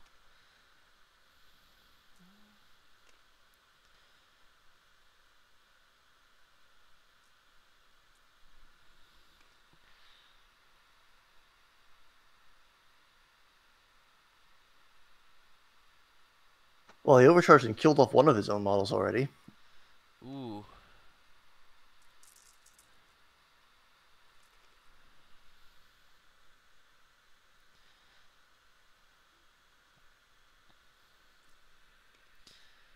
That's always the risk of overcharging your weapons, that you can end up popping yourself.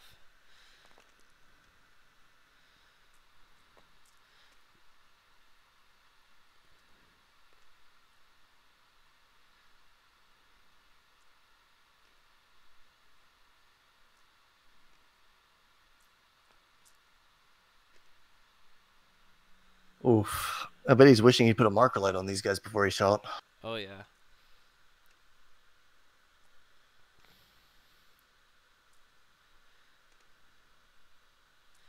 So far, he suffered 7 mortals on... 10 mortals on this one round of shooting. Ooh. You hate to see it. But those are the risks we take, I suppose.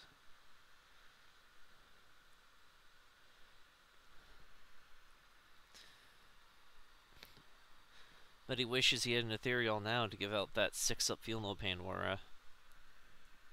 Too bad Farsights don't believe in those.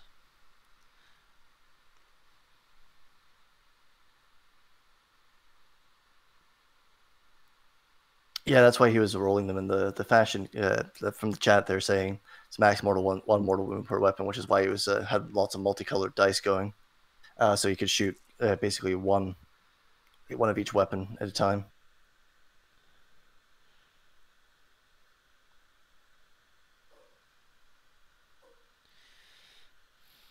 We see a bunch more dice coming in, it seems. These are probably now the wound rolls. These are the wound rolls, indeed. Ooh, that's a very unlucky amount of ones. I think the dice box is about due for a ton of 5s and 6s.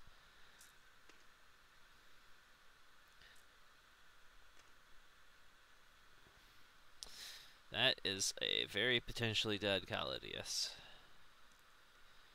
I did CP reroll one of those to get it down to 8, but that's still likely dead. That's already 6-8.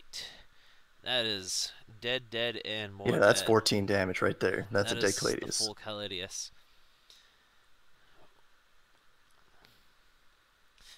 The Custodes player is now down about 50% of his army. But he did lose 3 crisis suits during that shot. Yeah, he did. That is very scary for both players there. Now the Custodes player is in a really horrible spot. All of his major forms of getting around fast and heavy hitting are gone. And he's starting to lose his mortar squad, so he needs to really start committing to his back defense. Well, the big thing here is that he still has all these Venatari. That's going to have to be the crutch of what he relies on here. And where those go and what those choose to deal with are going to have to be a very strong tactical insertion here. Otherwise, it's going to be a horrible catch-up game the whole time, where you're hoping the Talon player keeps forgetting their rules. So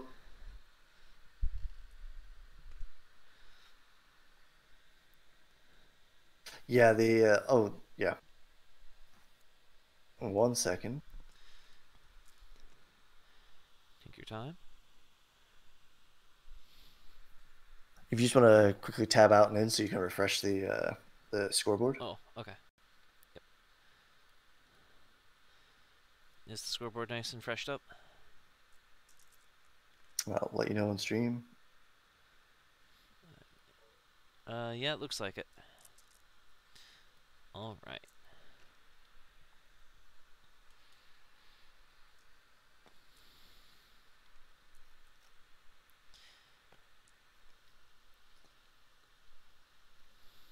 Yeah, I suppose he didn't want to use his last CP on aerial targeting, but he really should have in that particular instance. Oh yeah, those rerolls are huge. It's more than just spending, one command point to get one reroll. You get a lot more rerolls out of it. And while it definitely didn't help on killing the Custodes there, it probably could have saved 2 crisis suits at the very least. Yeah, very much so, which would have meant that Trajan and the Sagittarium squads would have had a much bigger threat on their head. Right now, they've got the hazard battle suits, which, are scary, but, they are scary, and they are also, I believe, a target for To the Last. Yeah, well, both these squads are. And now there's only 2 of these crisis suits left. So that's easily one of your To the Last down right there.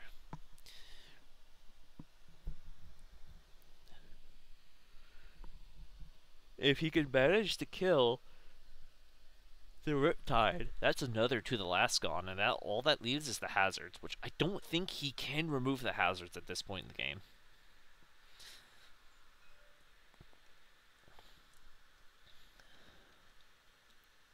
We see morale coming out. That guardsman is out of here. Everyone saw that coming.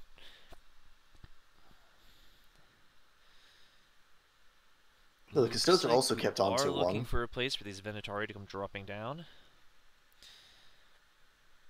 Yep, just like I thought, they're going to be dropping down probably back in that building.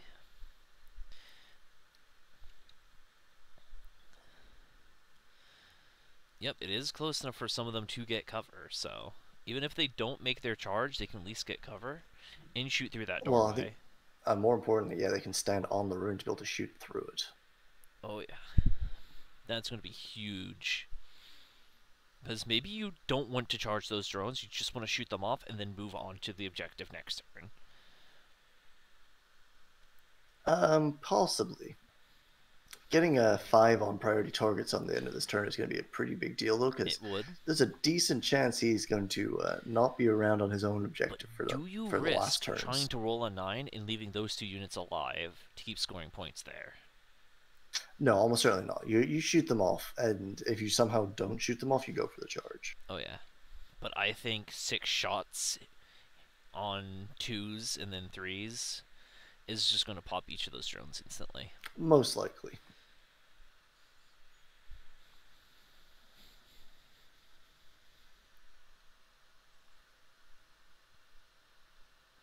So the scores are still relatively tight with a score of 26-18. That's only an 8-point lead. That is quite fixable with just 1 turn of hold more and hold 2. Yeah, the big thing is on the secondary game is getting grind them down points this turn is going to be very difficult considering he lost 4 squads. 4 units. He has to pop, let's see, if he pops both Remoras here, the gun drones, Cold Star. the Crisis, he has to somehow kill the Cold Star, the Remoras, maybe he just kills both gun drone squads. But he's definitely looking to kill 5 units here, and he has to pick those targets well. It looks like we do see the Venatori Custodians dropping down, not near the Cold or Riptide, so they're not threatening that. It looks like he is playing hardcore defense here. He is just trying to play around his auras. He is trying to just push the enemy away. It looks like he is definitely going to be charging Trajan Valores into someone here. That is a solid 6-inch charge into the Cold Star if he just doesn't remove it in shooting. I would say he can't charge the Remoras either, because they are still in their hyperflight mode. Yes, I believe so, yeah. Well, the Venatori can. The Venatori could. That is Though I believe that the aim will be to shoot off the Remoras, charge the commander, or try and shoot him off with Trajan, maybe. Definitely. Maybe try and use the Sagittarian Custodians to shoot off these elastic crisis suits. There's a very target-rich environment here. Yeah, and then shoot off the if you kill too much for grind them down now, how do you score grind them down later? Well, hopefully he doesn't losing 5 or 4 models for 4 units per. He could very easily lose 1 to 2 next turn, guaranteed. So he has to somehow uptrade 2 models somewhere. Looks like he is double thinking where he is putting those Venatori. He might just try to put the mortars into those gun drones to shoot them off, and then drop the Venatori elsewhere.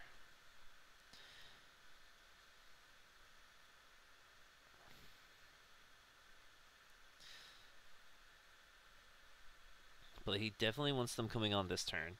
If he drops the Venatori over there, it looks like he's putting way too much into those Remors and the Cold Star.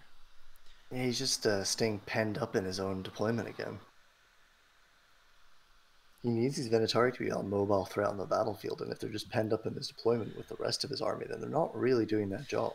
I can kind of understand where those Venatori are, the ones with the pistols, because they're probably going to drop down now, kill the Remoras, and they're going to fly out for the Riptide next turn with their 12-inch move, which will give them a solid charge and solid shooting.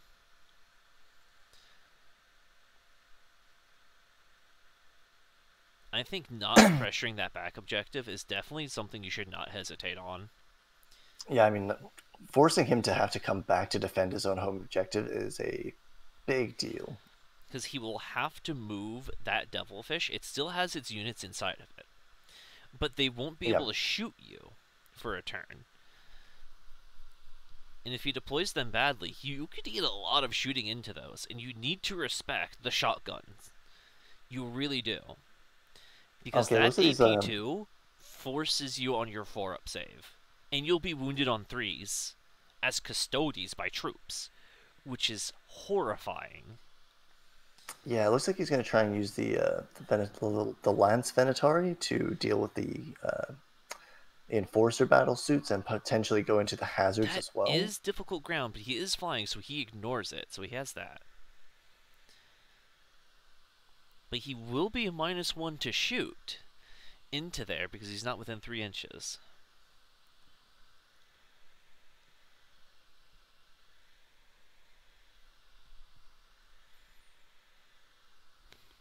Looks like he's trying to find a slightly better spot, but there's just way too much bubble screening that commander. Yeah, he's just going to try and give himself as many options as possible here, I think. I don't know. Only shooting the drones off that backed objective seems like a solid waste of pressure that you definitely need here. Yeah, I agree. I feel like forcing him to come back to defend his priority objectives here would have been a big thing. He still does have the Scion squad, which could do the same thing. Nowhere near as efficiently, though. The devilfishes could just fly over with their good movement and just blow that squad away without any problems. Yeah, they absolutely could.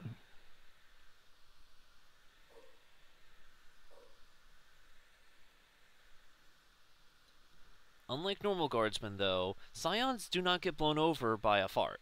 So no, they're a little bit tougher. They do have a 4-up save, 3-up from cover, and you could get an additional +1 from having your take cover. So you could get a 2-up save on a guardsman. And no, the big blob of Ventari has the sort of standard loadout for Venatari. It is the Kinetic Destroyers with Tarsus Bucklers. Just the 3-man unit with lances, which is a interesting and controversial choice. The melee threat that they can do. They have a bit higher quality in their shooting, and they have a drastically bigger quality. That AP3 2-damage melee is scary. It is. Definitely. But it's you're giving up one hell of a shooting weapon in the Kinetic Destroyer to have that. We definitely did see what those Spear Venatori end up doing. I respect the 4 attacks a model there with those spears. They also they lose out on the 4-up or is it 3-up invul that you get from the Tarsus Buckler as well. So they only have the 5-up invul. Actually, it's a 4-up. Remember, it's a 5-up base, 4-up for your legal detachment. Oh yeah. So either way, they are still ridiculously hard to kill. They're just slightly easier to kill than normal. Yeah, they also the Tarsus Buckler also gives you the +1 to armor as well, though, which gets them down to a 2-up instead of being a 3-up, which is a bit of a shame that they lose some of their defensive for the hypermobility they have. But I do like it's not the mobility. It's for the lance versus the pistol and buckler. Yeah. You're essentially gaining an additional AP and additional damage on your melee for worse shooting. It's pretty debatable whether you can call that an upgrade. Also an additional attack in melee. There's also the additional attack in melee, which is relevant, yeah. So I respect the additional attack a lot here, myself. The other big part of it is he only has 1 command point left, and I think that the Venatari Custodian double shoot stratagem is 2 CP, if I'm not mistaken. It quite possibly is. Most double shoots are 2 CP, sometimes even 3, so we definitely need to see what he thinks he can spend that on, because this game has been a very CP heavy 2 rounds coming into this.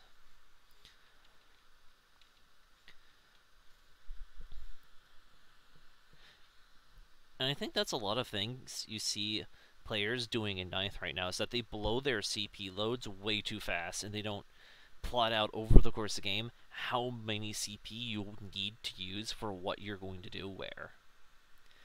I have been corrected. The double shoot for the Venatari is only 1 CP. It is only 1 CP. Ooh. We could definitely see some Venatari just blowing something away here. The 5 Sagittarian Custodians are the ones with the Adrastus bolt calibers. Oh yeah. which is nice to see. I do like combi weapons like that. I think they're combi weapons. They look like it.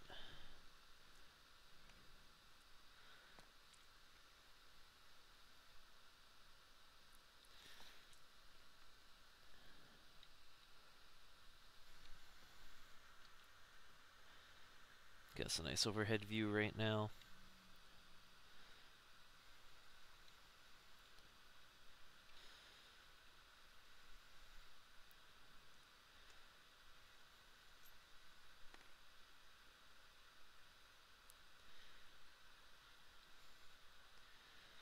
It'd be interesting if the Cold Star somehow manages to survive this, because he's out of targets that he'd prefer to shoot at.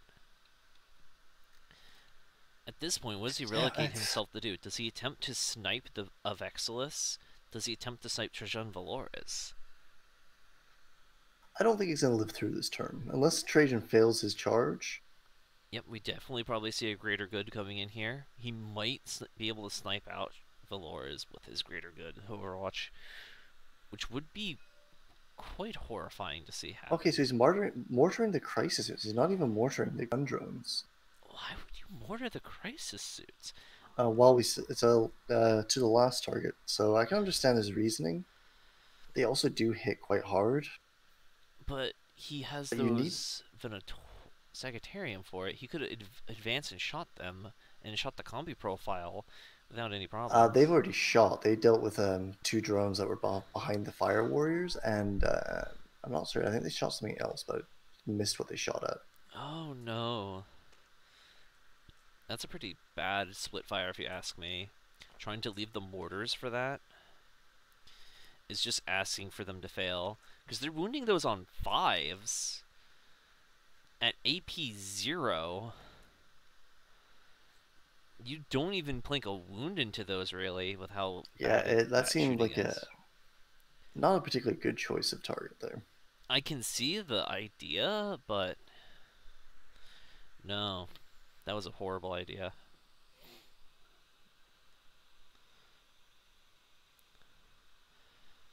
Definitely, at the very least, you should have shot those gun drones off. Sure, it might have been overkill, but overkill is the best type of kill when it stops your opponent from scoring so many extra points. Well, Sagittarium didn't fight. Maybe it was the Vexel's Praetor who shot at the drones. This Vexel's Praetor has 2 shots with his gun. He does He's a at rapid this fire, range. yeah. So it's quite possible he was the one that popped the drones. So yeah. I definitely see the Sagittariums hopefully shooting out those Crisis. If he goes for the hazard suits, they are -1 to be hit. So, yeah, it looks like he is in fact going for the hazard suits. Alright. Going for the 2-up save hazard suits in that cover. Looks like we have a lot of hits, though. Not so many wounds. Rolling those 1s. They are 2 damage each, though, so... They are 2 damage each, so every 2 does kill a hazard suit. 3-up save coming in. Only 1 hazard suit will fall. I know that's a 4-up save, so it's 2 of them will fall. Oh, no, that's AP 1. That is a 3-up save because of cover. Unless the Sagittariums ignore it. It is dense cover, not light cover. Hovering over the terrain, it has light cover, difficult ground, tense cover. Oh, maybe he sent the stratagem to ignore light cover? That makes a lot more sense there. Otherwise, that is a big mistake on the Tau player, yet again, coming in to bite him in the ass.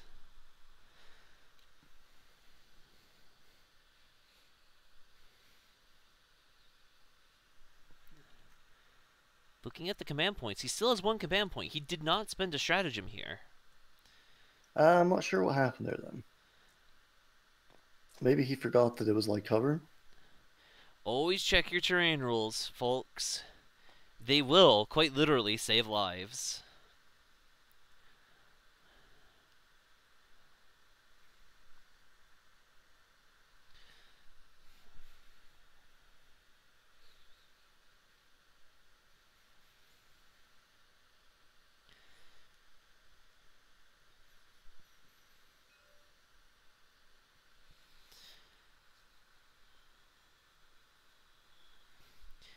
Do we know if the spears have shot yet? Not to my knowledge. All right.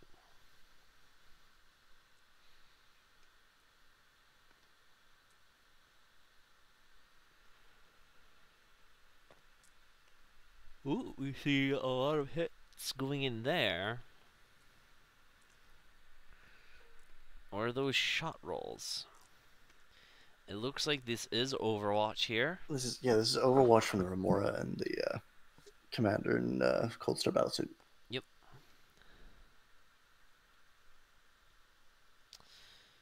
It looks like Trajan just makes his charge within 1 inch. Just barely, though. Would you like to measure that for me, Oirien? They're going for the Devilfish with the Sagittarium Custodians. I can These guys see do not why, because he's have... probably trying to stop the Devilfish from overwatching the Vexillus while he can. Yeah, he just doesn't have a lot of... They don't have... Oh, I think he failed the charge anyway, but... Failed the charge.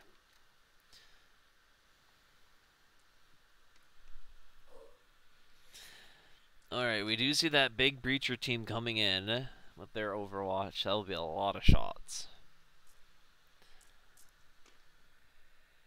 Seeing as they are within 10 inches, but not 5, I don't think. Yeah, they're all in 10, it looks like. So they will be AP1 here. Wounding on 4s. Nothing. Ooh, you hate to see that, though. It looks like he doesn't greater... Oh, wait, no, the Devilfishes don't have for the greater good. That's correct. You can greater good from them, but not... They can't go greater good for others. Yeah. It looks like the Venatori do fail their charge. Which we might see a CP coming out. Yep, we see the last CP coming out to re-roll that.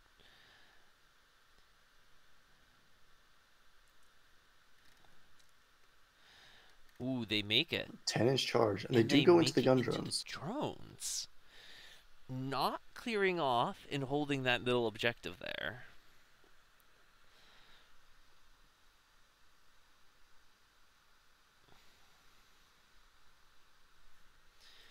So now we see a lot of good counter pressure coming out. Custodes, once they hit melee, are incredibly hard to deal with. So we do see Trajan Valor's activating here. We can probably just call that Cold Star good as dead. Yeah, pretty much. I mean, you're barely above the point of where you're just going to pick him up and take him off the board before he's even swung. Looks like our Tau player is holding out for the best possible with that AP3 weapon.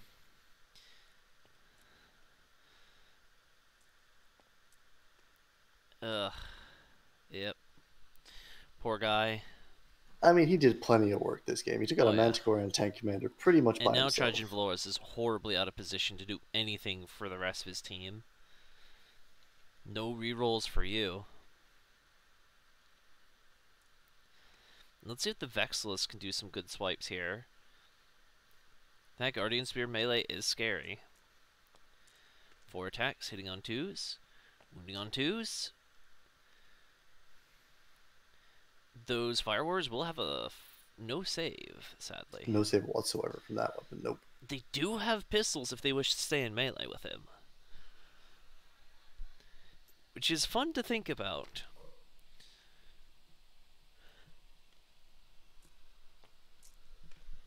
Looks like we have all their attacks coming in.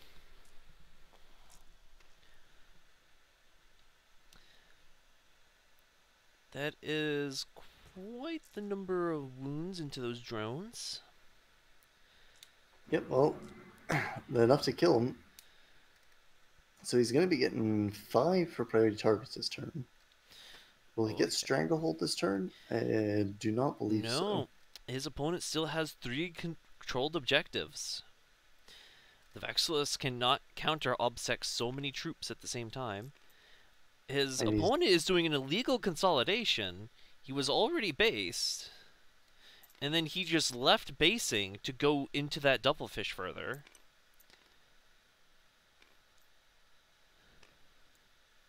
Was he already based? I wasn't paying attention Yeah, there. he was already base, and then he actually moved further out of the unit he was closer to go into the Devilfish closer.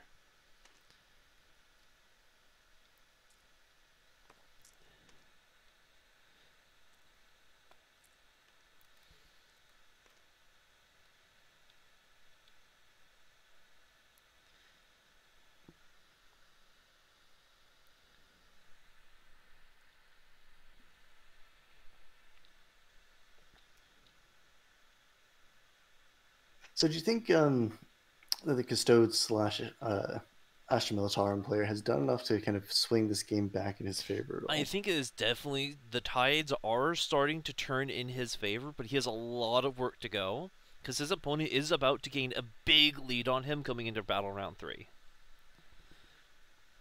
Because his opponent is not only going to hold 1, 2, he's also going to hold more. So even if he manages to hold 2 next turn, his opponent still has a 5-point lead on him, just from base objectives. On top of that, there's a lot of pretty decent shooting that might whittle down those Sagittariums to really reduce their shooting potential. Yeah. And then maybe the Tau doesn't end up ever removing those Venatori from what they're doing.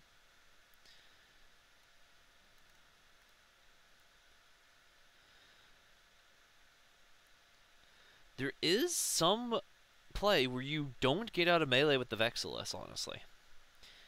Each of these Fire Warriors does have a pulse pistol. It is relatively solid in melee. And the Devilfish can still shoot in melee with its burst cannon.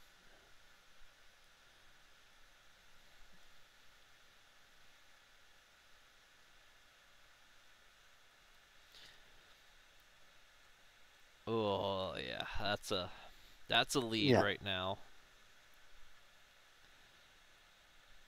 That is a 18-point deficit that you need to try to fix.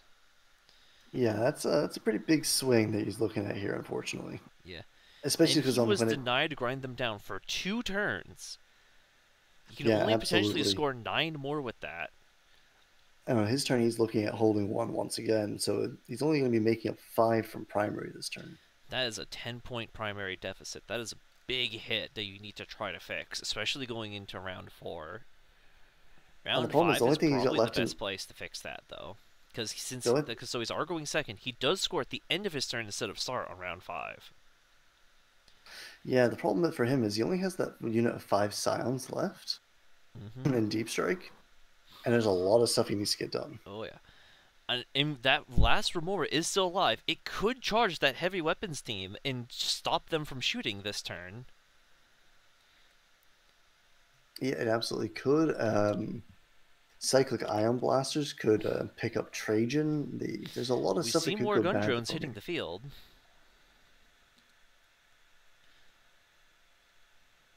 And moving on to that objective, is the Riptide going to push further forward here? I think, if anything, it's going to try to push backwards to try to prevent those Venatori from getting in melee with him. And you use that Devilfish there as an extra melee buffer. Because at this point, what is the Devilfish to you but a thing that you want your opponent to charge? We see the Riptide eating more damage. It is charging forwards. Yeah, I think he wants to get an angle to shoot these Venatori Custodians and deal with them before they become a bigger problem. I can definitely respect that. And it looks like he's just going to be able to get that angle. Oh yeah, most definitely. Looking at it, that is a solid angle to shoot from. That is a good line of sight around that building. Just turn and blow that squad away.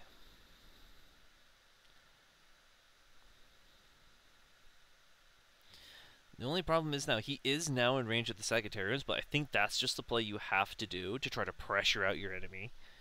Because he is in a good spot to do that. Or maybe he snipes Trajan Valores. No screen possible for Trajan, but I think definitely just try to pop those Venatori. You probably ignore the Venatori on your primary objective here, while your opponent will be scoring over time more points for priority targets. you have so much other pressure lines that you don't care. Alright, we see the Guardian drone hopping out here with those Fire Warriors. Love to see it. Those guys Yeah, do have the shotguns, so they might come bursting out of the front of that building to blow those Sagittariums potentially I think that's away. exactly his plan, is to get within 5 inches of the Sagittarium everywhere and just try and pulse blaster them right in the face. He can maybe kill 2 to 3 of them very easily. And it'll be great to see.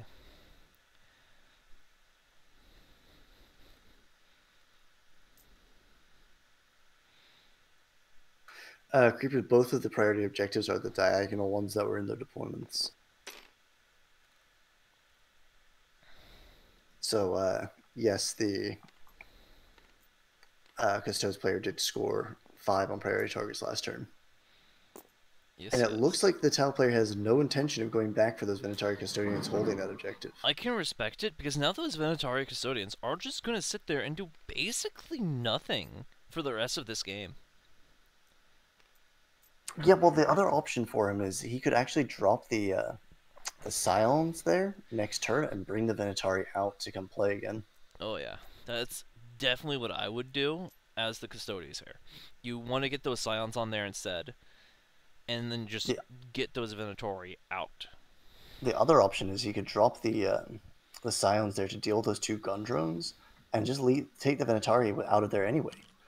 Because the Tau player doesn't have anything that's going to go back looks there. Looks like the Remora is going to fly far, not fly short, and engage that heavy weapons in melee. I wonder what the play is for that. I think it might just be wanting to shoot that heavy weapons team off the board,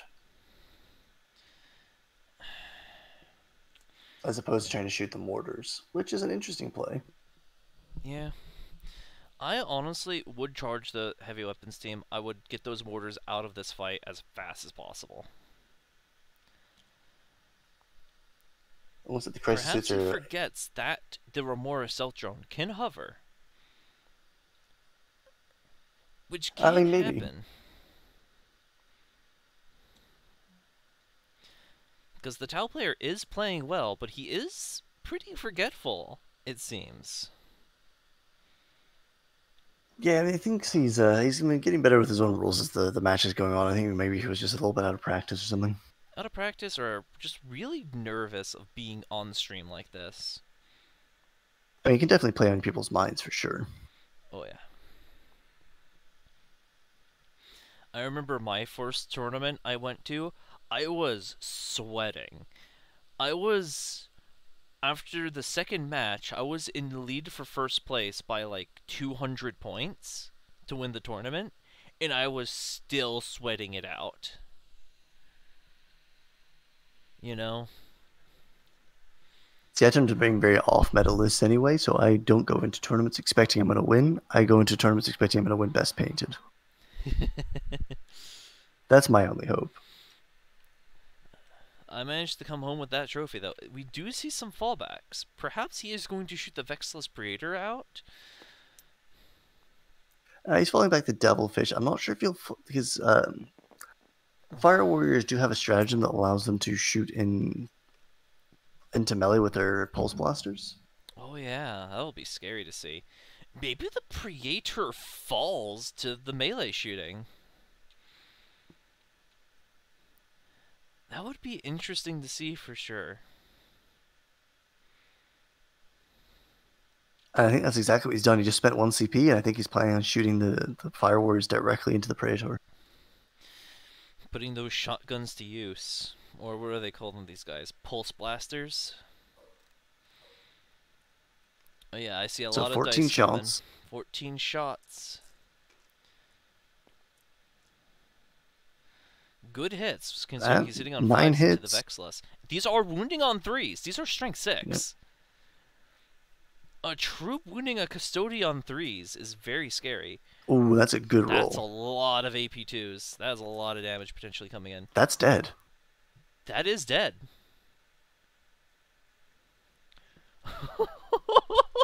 Oh, he's out of CP to save the Vexless on a 50-50.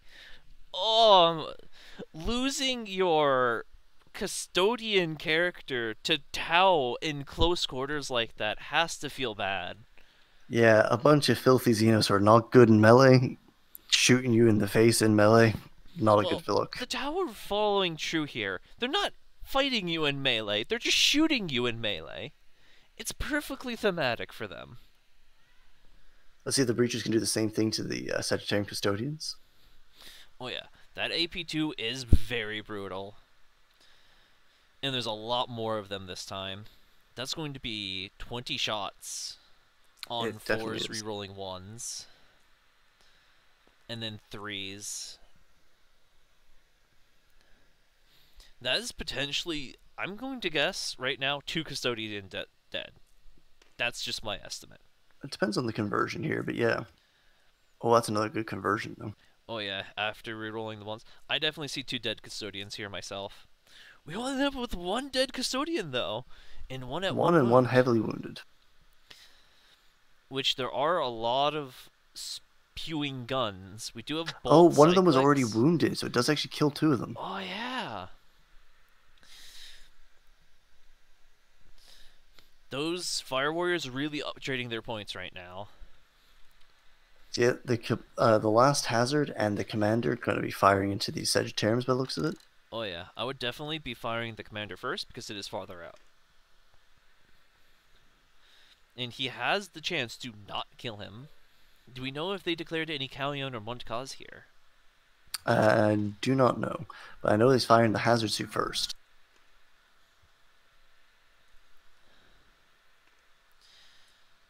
And it looks like this is Callion coming out for the full rerolls to hit. Bad It does seem goes so. on the rerolls though. Wounding on 4s, I believe, with that gun. And those 6s Yep. will be at AP1 if they remember through Unity Devastation. It looks like they don't, so that's only going to be 1 wound into those. I don't think it would have mattered. With that 2 there, could have been an extra damage into those Custodians.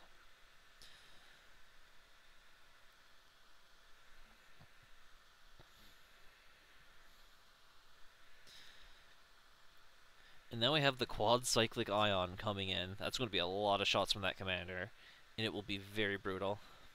We do see the multicolor dice coming in because you can only take so much damage from 1 at a time.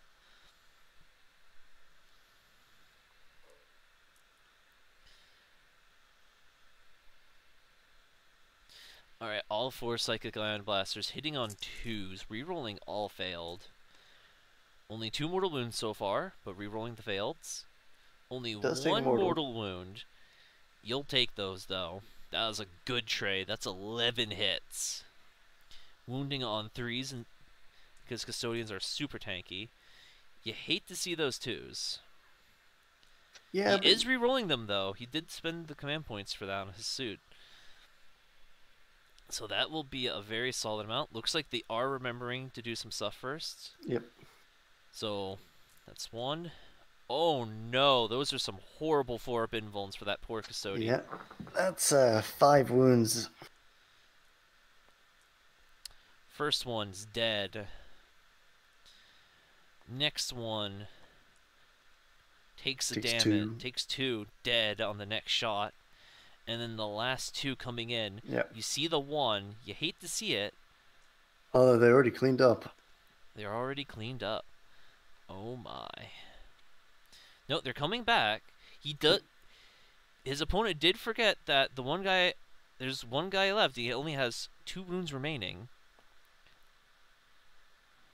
If both of these are 1s, then it's 1s and 2s. He already rolled 1 of them for a 1. He gets That's the 3. 3 though, so that pops the last guy straight out. Ugh. You know, I didn't notice this earlier, but do you see what I'm seeing, Oirien? What's that? Look at the heavy weapons team. Oh, they appear to have gotten punted a bit. They appear to be in the middle of the wall, which I am I think- 99% sure is illegal placement. I think they probably just got picked up by accident with something else and That's definitely Got- what I'm thinking. got moved forward. Because I remember them being behind and not being shot at all, Yeah. so...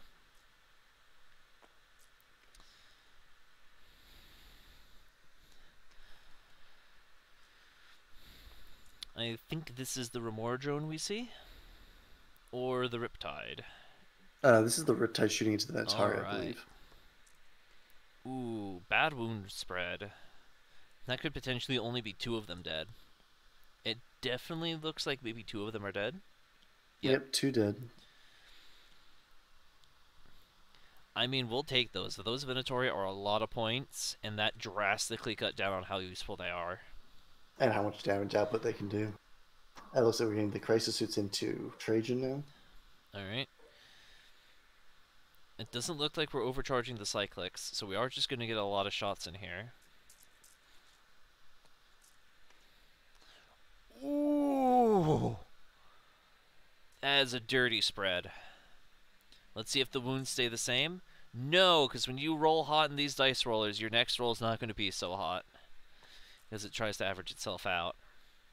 It doesn't look like it matters.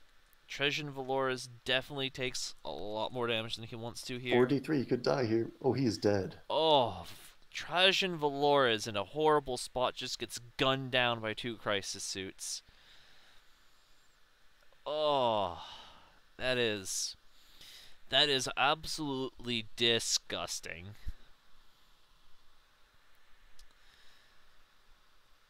At least we still have the mortars, but I don't know what all they're going to be able to do here.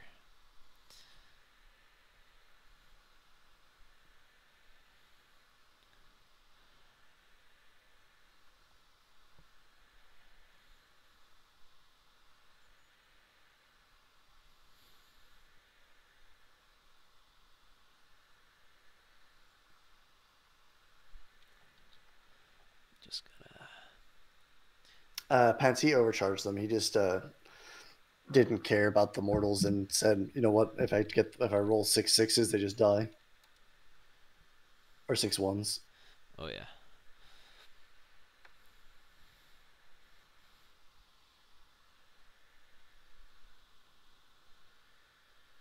I think he just wanted to fast roll it.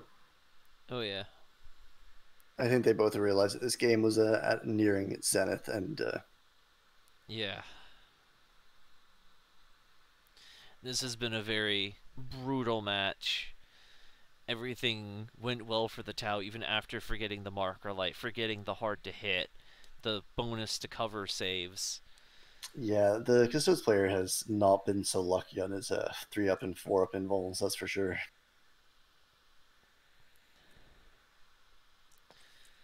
Looks like we see some different weapon profiles coming out here. And it looks like whatever that shot is probably dead. Yep. I believe that was the Remora shooting into those That guardsmen. Remora definitely deleted those veterans out of existence.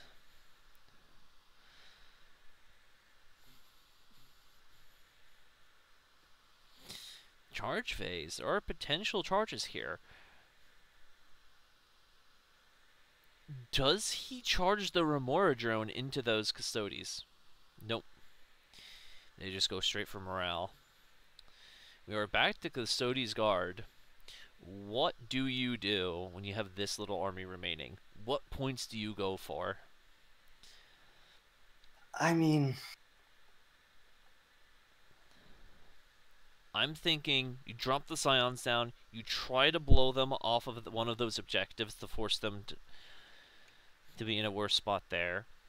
And then maybe you try and you overextend everything to kill that Crisis Suit squad, because killing that off really hurts your opponent's points. yeah, I mean, you really have some very difficult positions to take here, because you have to stop Town from basically being able to score for the rest of this game, because you've missed out on Stranglehold pretty much the entire game. You missed out on grind them down the entire game. Yes, you're probably going to get max out priority targets, and they're not, but they've been getting these engaged on fronts points, and they still have all of their to the last points. Oh yeah. So definitely, I would try to knock off one of their to the last units. And I think the easiest one to do that on right now is probably the Hazards. Oh, Yeah, which is we why do you see see those these guys Minotauri. moving out. He is just going to give up on trying to score points himself, potentially, and just try to overcommit into stopping what he can. Let's see if he remembers his scions exist, or he ends up killing them off by accident by going into a different phase.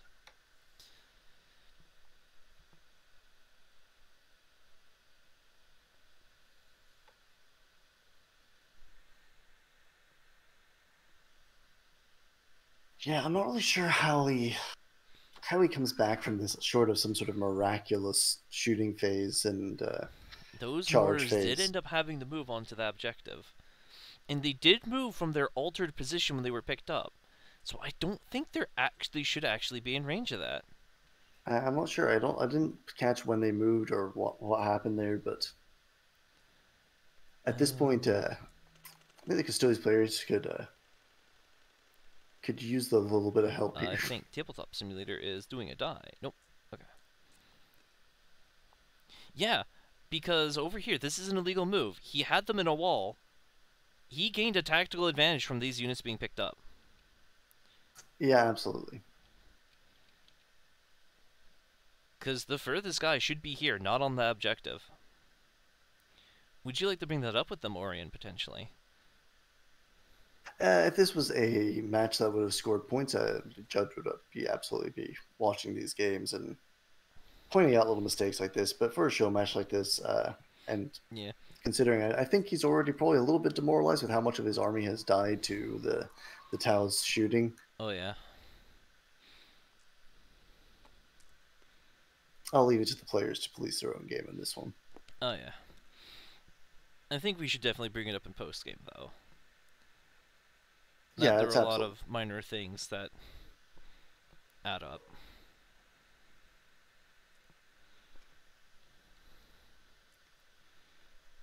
This has been a very interesting match. It shows that Tau still can do very well with how high pros their drones are if you're trying to take shield drones. Yeah, and the answer is apparently don't take very many of them. Don't rely on them. Stop relying on your crutch. Get out there, get in your opponent's face, blow them up. We saw a Riptide get into melee range effectively to shoot someone dead. You don't see that often. And it's making full use of its movement options. Because for a very hard-hitting, vehicle effectively like that, a 12-inch move with flight is pretty nutty.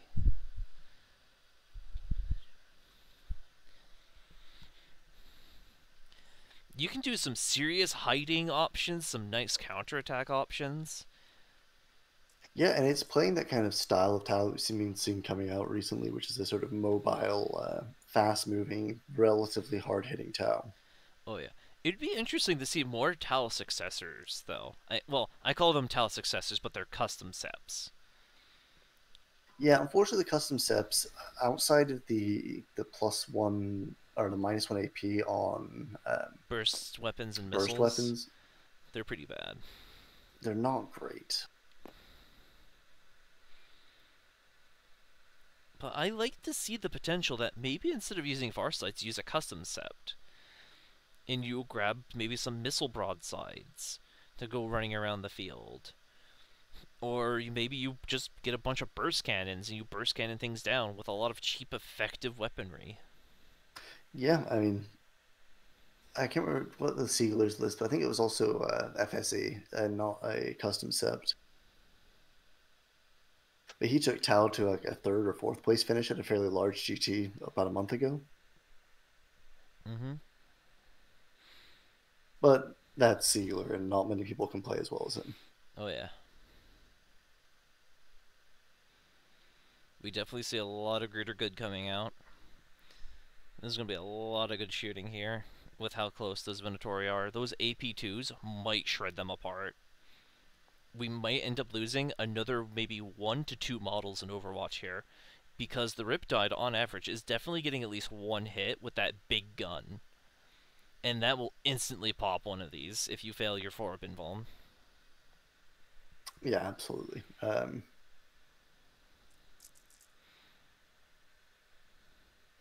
Alright. Oh no. Oh. I'm not sure what's shooting, and I hope that's a Ooh, Riptide. fails to wound.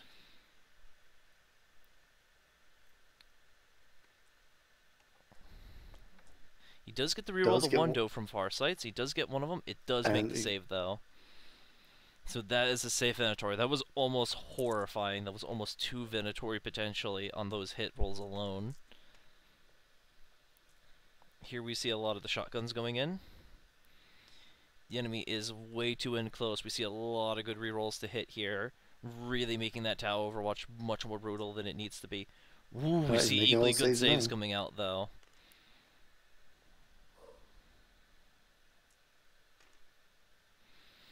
We see the big squad there coming in. You will have to pull some of them off because they are just out of the 5-inch range, but that 6-inch or 10-inch profile, I believe it is still pretty scary as well. So this is the profile that's within 5 inches. Yeah. Wounding on 3s. Ooh. Ooh, those rerolls, though, saving it. Do we see some good damage coming in? We see 2 damage coming into them already. There is a potential for more damage into this Venatori. We might losing one in Overwatch, which is... I'm impressed that they live so much Overwatch, honestly. I expected 2 Venatori to die easily that amount of shooting. Especially with how hot the rolls have been. Die. Ooh, we do see one more wound. It does fail to save. We do see 1 loss of Venatori.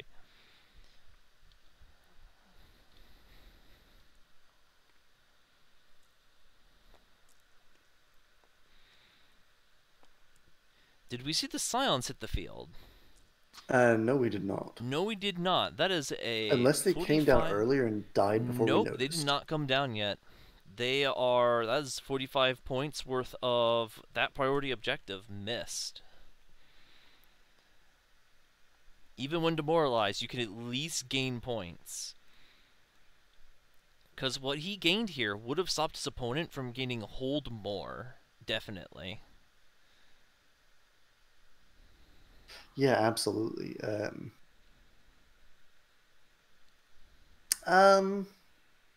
No, he would still be gaining hold more, almost no matter what happens here. Well, he would be on this objective. This objective is controlled. Oh, this is true. Yeah, that back objective there is contested. That negates hold more. It's not even contested. He holds that. The Remora, with its aircraft mode, does not cannot hold an objective. You're right. He would gain hold more unless he gets pushed off all of those objectives.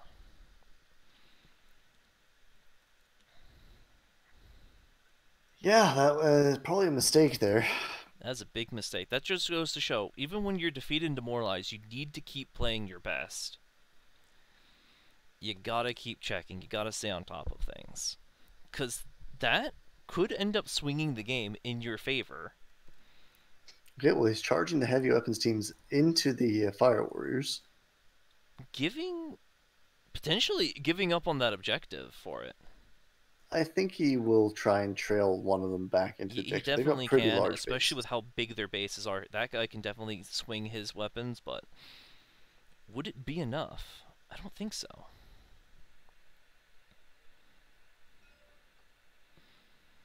Alright, we see the Venatori starting into those Fire Warriors. He's probably just going to try to clean up those troops. That way that objective becomes neutralized between two units. He should have OBSEC on the Venatori, so... Do they have OBSEC? And most Custodes lists, all Custodes units have objective secured. Okay.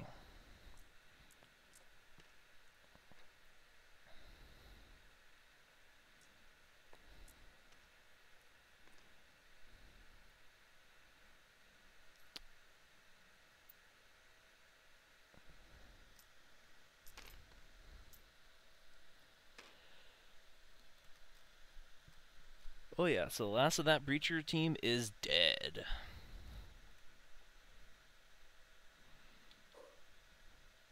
So it looks like the Custodes may end up coming back to win this game. Well, especially if they'd remember that they had the scions they could have dropped on that point. I think they would actually be in a pretty solid Oh yeah, position here. because priority targets would go up 5 just from that. At that point, he also gets Stranglehold, which is another 3. So that bumps him up 8 of his 10 point deficit right now. And then he is almost guaranteed to gain, 15 victory points on his next turn. And his opponent is only gaining, what, hold 1? Meaning he actually swings the game quite heavily in his lead at that point. Yeah. So the game is getting tighter, actually, with how many counterpunches are coming out here. Especially since that last unit of Fire Warriors is stuck in melee for this turn.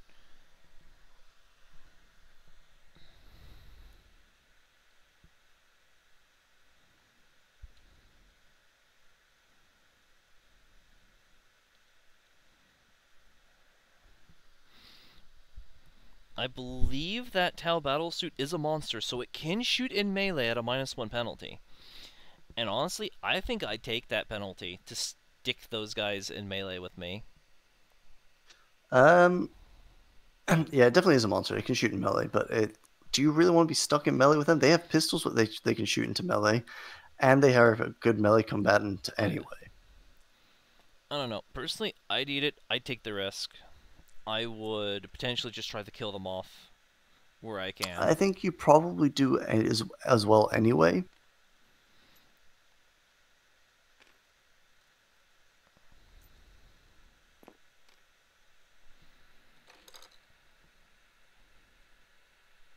Yeah, he's basically just trying to stop this squad of Fire Warriors from getting back onto his home objective. One of those heavy weapons teams consolidating backwards for some reason.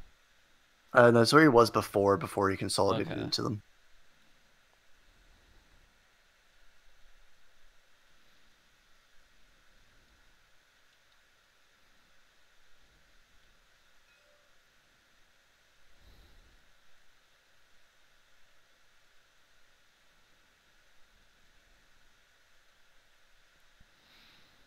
The Custodes player is really starting to peel onto a victory condition here, which is good to know. Yeah, I feel like just forgetting those scions is going to really bite him. It really is, because now he is going to miss that backhold objective. And that is 45 points lost out of your army, which doesn't seem like a lot, but scions, for 45 points, are a pretty quality unit. They're hitting on 3s. They have AP2 on their hotshots, I believe. Yeah, hotshots are AP2. That's a pretty solid shooting.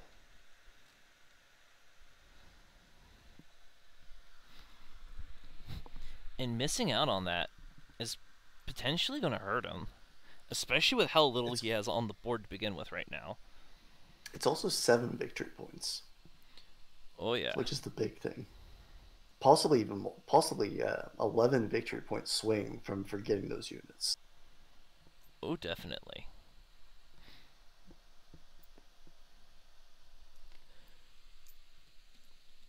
Oh, he's just remembered. Oh no.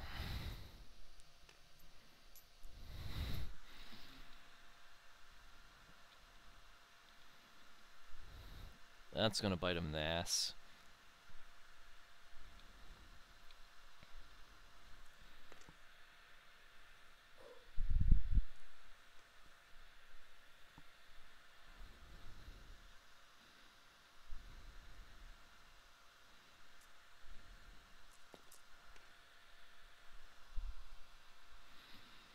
So I think that's the melee coming out from those breacher teams. Yeah, it is. And it's just the counter swing from the heavy weapons charge. Yep. Looks like they managed to get a wound through. And a damage. Heavy weapons teams thankfully have 2 health apiece. Yep.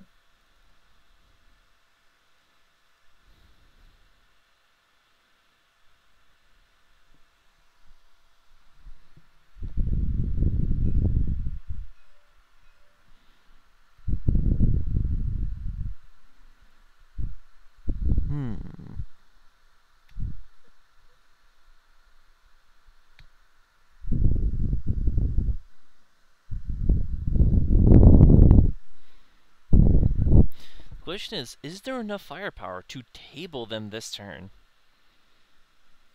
Kind of depends. It depends. We have both devilfish that I think are capable of shooting here. Well, let's put it this way: if the Fire Wars fall back from the heavy weapons team, They and probably pay 1 the CP to shoot them in melee. and then, oh yeah, quite possibly. Looks like those Devilfish cyclics are falls. coming in. The devilfish can probably go for the Venatori. Oh, only one of the Devilfish will be able to do that. The other Devilfish is tagged by the Venatari, so you'd have to shoot them with the Riptide and kill the Venatari with the Riptide first. But the other Devilfish that's on the far side of the Riptide is probably going to come over to get an angle on those Venatari Custodians. Nope, it is Or not, going he's for the gonna go- other objective. I dig the pressure play. I really do. The Remora might come up and try and do something, but I'm not sure what it's going to do. So he's falling back with that Devilfish. Just a little bit, not its full movement.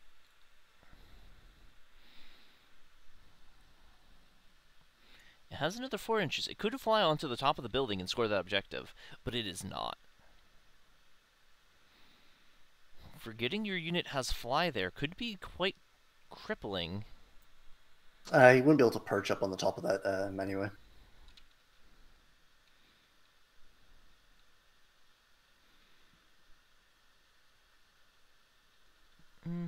I don't know. I feel like there might have been enough space.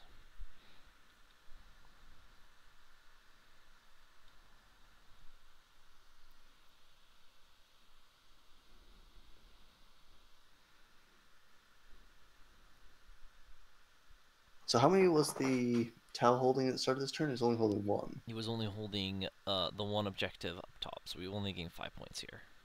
Looks like he forgot to do that.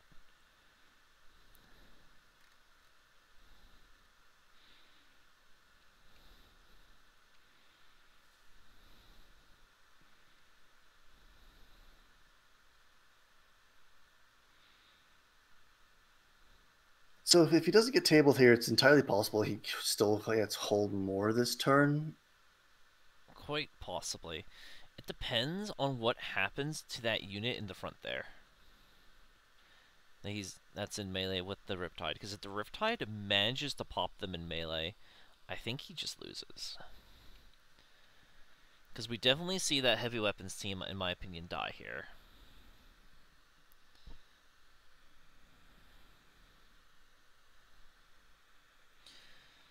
You see the Remora flying out. It might charge the Venatori if enough of them die. Which could be a power play, that if you can maybe lock them up for a turn, he has that. But it looks like he's just trying to spread himself out to have more things to grab, engage on all fronts with. Yeah, absolutely. I think that's the play here. Because that'll be another 3 CP there. He accidentally misclicks and sends it to his opponent, but I think they know what, is going on. Yeah. No, but our Tau player here has done quite well with trying to maximize the number of points he's been scoring. Oh yeah. He's been maximizing his points and kill efficiency where he can. So we see a bunch of shots coming in here. I don't know what that is from. Quite possibly that's from that Breacher team there, shooting into the melee. That will be wounding on 2s, and every wound is a death to a guardsman, effectively. Rerolling the 1s because of the range they're in. Yep, that is that entire heavy weapon squad dead. Unless he is taking cover, which it looks like he's trying to do to try to keep them alive. I don't know why you'd be rolling for 7s.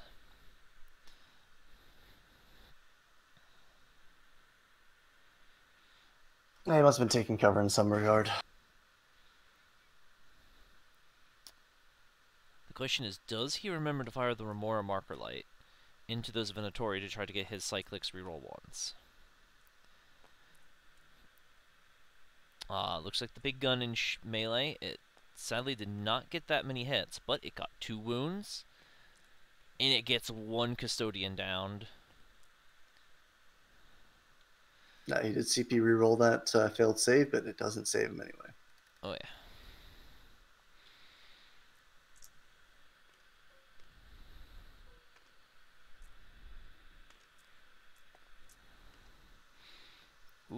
those are some good hits. I think those are the... I'm not sure where that's from. That's still from the Riptide. That's from the smart missile systems. Ah. Right, because the smart missiles aren't showing up. Oh, yeah, yeah, there they are. It's just between so many different weapon profiles, it was hard to see. So we got Just one potential wound, but more damage. Yeah, that is one more wound into this inventory. Any bit of damage helps here, I'm pretty sure. yeah, absolutely. But it is not going to finish them off. Oh, yeah. So that is another objective held by his enemy here.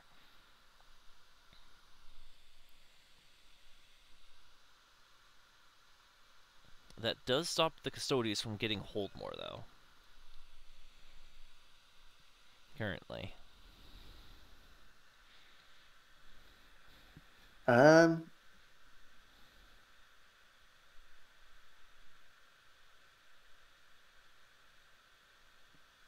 Yeah, he won't be able to get hold more anymore unless he's able to somehow clear off those drones. But I don't see any way of him doing that. I don't see so either right now.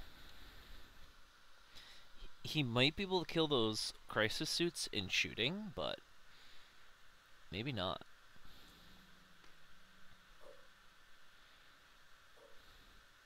Does look like we have the crisis suits coming out now.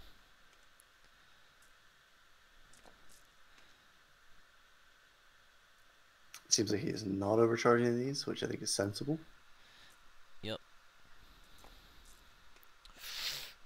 Ooh. That is an unfortunate roll. His opponent's probably going to roll very high here because of... Ooh, no he doesn't. That is AP1, so that is one whole Venatori dead.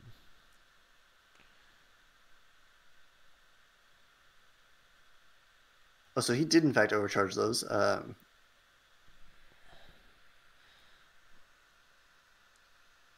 Alright. First one does 3. That is 1 dead so far. Oh! Oof. And that's the whole squad. That's the squad. Ooh. Yeah, not having those scions is really biting right now.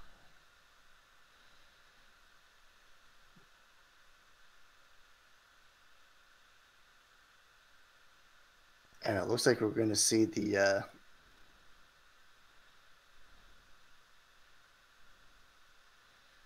Imperial Soup getting tabled at the bottom of turn 4.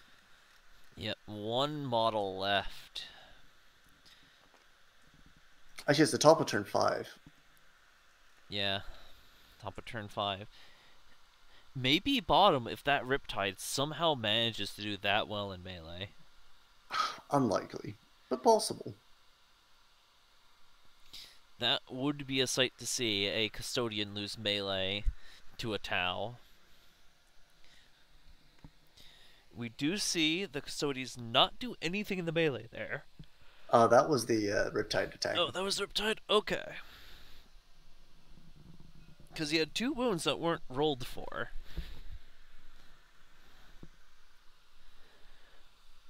Or perhaps he thinks that the Riptide is wounding on less than he thought. Because those 3 should have wounded. Oh, those are to hit. Okay. And he's only hitting on 5s. I thought those were wound rolls, my bad. With this, I think they're talking it out from here. As to what happens. Yeah, with only 1 model left on the table, there's not really much chance left Even in if this he for met, our... I think, if anything I would do, I would roll a shooting in a melee into the Riptide. And see if you manage to kill it.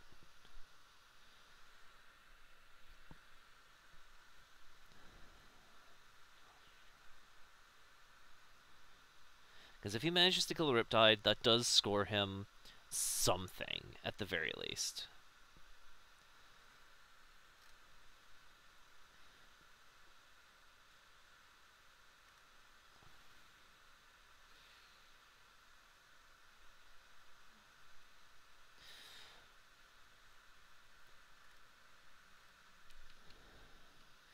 Get a nice view of the scoreboard here on both screen and the side. And then a nice view of what's left on the battlefield. So in the end, the Tau ends with 1 Remora drone, 2 crisis suits. That looks to be 8 breachers, a riptide at 9 wounds remaining, both devilfishes unharassed as a whole, and then all the Custodes had left was that Venatori and the 5 Scions he forgot existed. Oh, and I forgot these 2 little drones off in the middle of nowhere. Just Yeah, chilling. and consistently scoring points. Anyway, should we get the players back in here to just get a little quick end game discussion? Yep, we definitely should. And I'll go ahead and I'll swap the stream thing over to the end screen.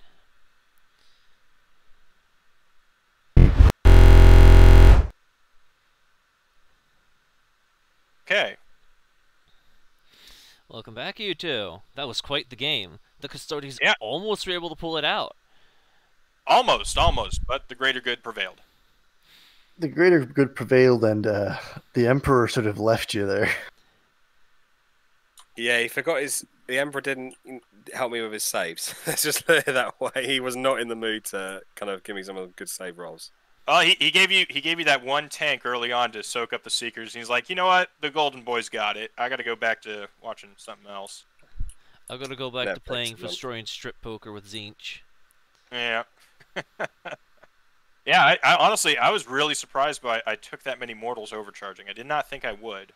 But Oh yeah, you really took some heavy damage there. I think that we were surprised at is you didn't actually use. You had 1 CP in the bank at that point, and you didn't use aerial targeting for those. he crisis shut off suits. rerolls.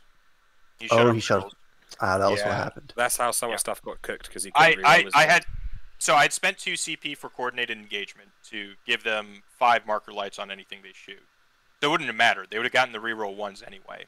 But they got the +1 to hit, and I was just thinking, how many ones am I really going to roll out of 45? Like maybe 3, 4. I'll lose 1 guy, not a big deal.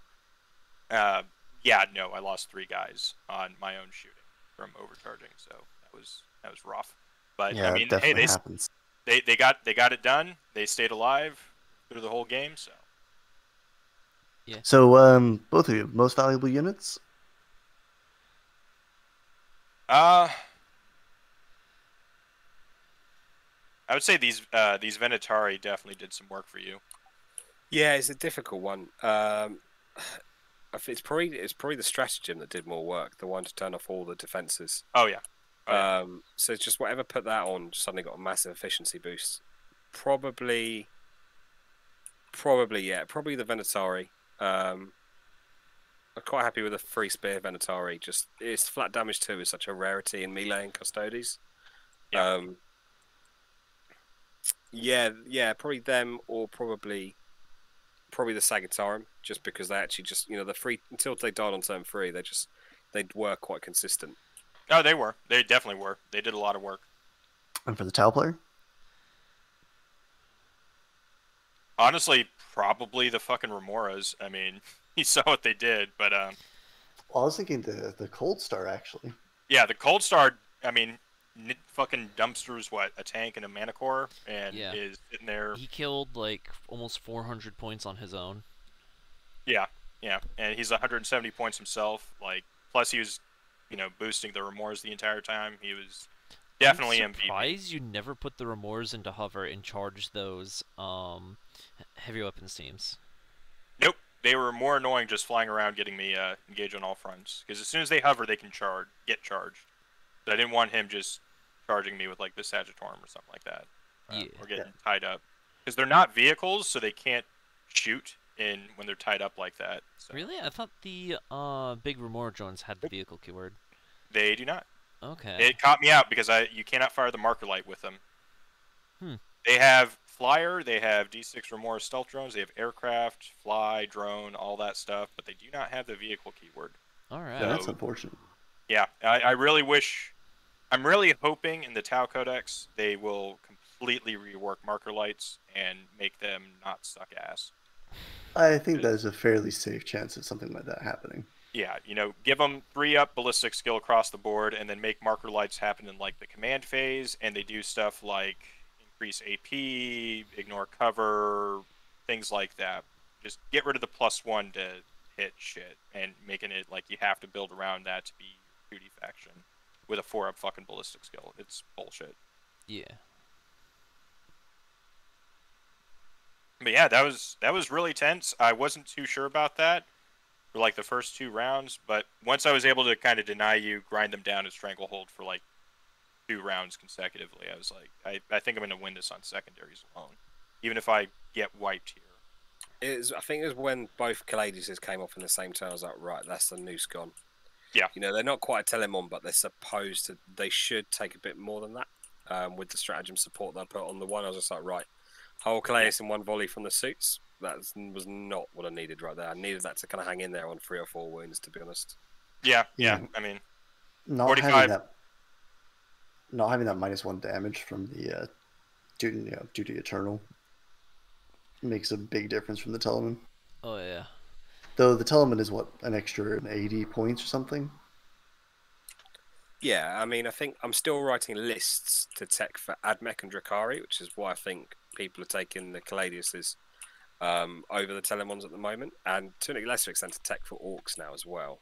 That's why Yeah. I don't know. I'm seeing a lot more of these. Like when I speak to kind of top or much better than me Custodes players, they're running like 2 Custodes as kind of auto include, and the Telemon takes a backseat, and maybe they bring 1 Spear Dreadnought in the teleporter now, but it's the core of the list is the 2 Custodes and the 5 Venatari with the guns.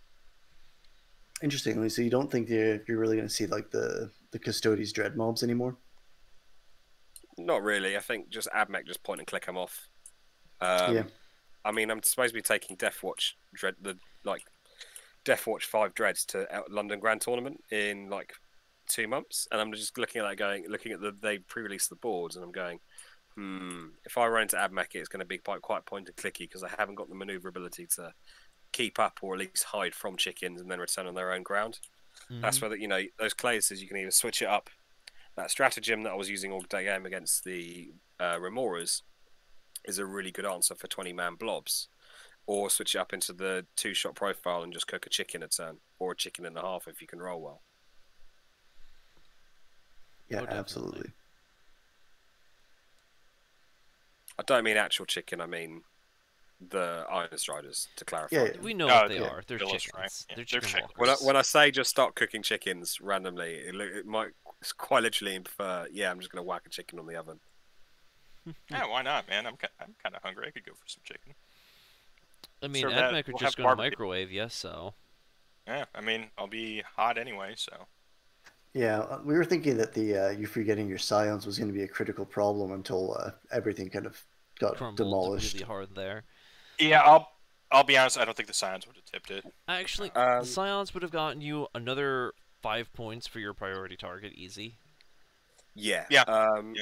I was leaving them turn 2. I knew I was saving them for turn 3, so I knew kind of going that grind them down should have been doable, because I was like, right, little drone squads, they're easy kind of pick-offs for grind them down. I'm going to hopefully trade the commanders quite easily. Oh no, I'll lose the tank commander, which really he was on the line just so I could create a great big awkward spot where you couldn't get a good healthy firestorm that would catch several units, if that makes sense. I was like, fine, he can trade. He's not super important in this matchup. Yeah. When you left and then go here, I was thinking, we were both thinking you're going to drop the Scions here and just hold that and force a lot of things to come running back to go stop that. Honestly, even if he had done that, I would have just kept going forward. It wouldn't have mattered. Like, I was already over here committed. He can just have that point. The play was, I was going to try and take the 2 drones off the back, and they would have probably been in the open and probably been shot off. But in the dream was, shoot the 2 drones off with the Scions, great. That means he has a 0 turn, which suddenly kind of pays back for my 5 turn earlier on, even though he's had a 15 and we're kind of on an even footing. If I could take the 2 drones off, and obviously I forgot about the shooting in combat, just tag as much as I could with the Venatari. It's a shame I lost 1 in the Overwatch. The plan was to get the Venatari in. 3 models should have made it so I could have tagged the Riptide, the tank, and the Fire Warriors with the Venatari, whilst putting the big bases of the mortars in, just base as much as possible, mean that he couldn't use pile-ins to get the shots onto the Venatari effectively. Yeah. That was the plan. Obviously losing 1 kind of scuppered that, and obviously forgetting to but I kind of went, I've forgotten them, but it's over by now anyway. Yeah. because I didn't kind of get the charges that I needed and lost the one and the other. So that was kind of, at that point, that's what I was looking for. It's always difficult going second against speedy lists where you kind of just get boxed in. Mm-hmm. Yeah. And you kind of then you're just kind of fighting to get out of your own half a bit. Yeah, but yeah, fair enough. I was surprised how resilient some things were. Oh, definitely. It was nice to see. It's nice to see Tau, doing things after how horrible they've been dealt so far in 9th. Just how weakened they've been. I think actually part of the Tau's problem, because we've seen Siegler do bits of Tau. I think a big problem with Tau has been Tau, like, this might sound like a massive sweeping generalization, is not Tau, it's Tau players' attitudes. Previous editions you can pick up Tau, play a not WTC level dense board and just go cool, point and click. And now it's the same problem I've had with Deathwatch, maining Deathwatch for a couple of years. You had to kind of reinvent the faction a little bit and go, actually, old tricks don't work anymore. I can't take 18 broadsides and win the game. You kind of have to go, right, I need to actually get in people's face with a squishy army that hates melee and then try and make something work, like through pressure and stratagems, if that makes sense. Like the breaches out of Devilfish is kind of, I had a hunch that was where stuff was going to be. I'm no Tau expert, but obviously this game has proven that actually it's gotten play that works into really durable lists. Oh, yeah. Yeah, and I might say Nubzers has, absolutely proven that going 4-0 in his pod. Sorry, my computer crashed there, so I was kind of So out for the good. past 30 seconds. But yeah, no, I mean, I think Tower's still decent. I can still, as I've kind of proven, they're doable, but they're in a real bad spot. I think you need very specific builds and to play a very specific way in order to win. I'm worried about running into AdMech with them, to be honest. So. I think everybody's really worried about running into AdMech with everything right now, so that's not really... Yeah, that's fair. I mean, there are AdMech very few things that AdMech doesn't want to see. And that list pretty much just includes Drukhari. Sometimes you can see their cults. Sometimes. Yeah, I'm actually not too worried about Drukhari. I think I kind of deal with them pretty handily. I ran into a Eldar soup list. I mean, I went like 95, 90 something to like 38. So. Very nice. Very nice indeed. Right, well, I think we can just about call that here. Yep, was a very nice stream. Was a That's very right. good game to watch. Yeah, thank you for the game, Snubs. Hey, thank you for the game, man. That was good. That was that was good fun. Yeah, it was definitely something with those rolls, though. I'm real sorry about that. I think. Don't apologize. I think what's going to happen is that the next game I'm going to play is always going to be terrible rolls. It's just going to be that I'm cursed on stream to just have some of the most terrible dice rolls, which is fine because I'll just try and legislate for it by taking a list that doesn't take saves, like 200 Termagants or something. Yeah, just go all conscripts. Well, you can't fail saves if you don't need to roll them. So that's exactly. the kind of mentality. That reminds me, I need to check up on how that list brought the 200 conscripts into Baneblade did. Oh Jesus, that sounds really interesting. I think he did well because he had more bodies than the opponent could shoot off the table. Which is always funny to think about that.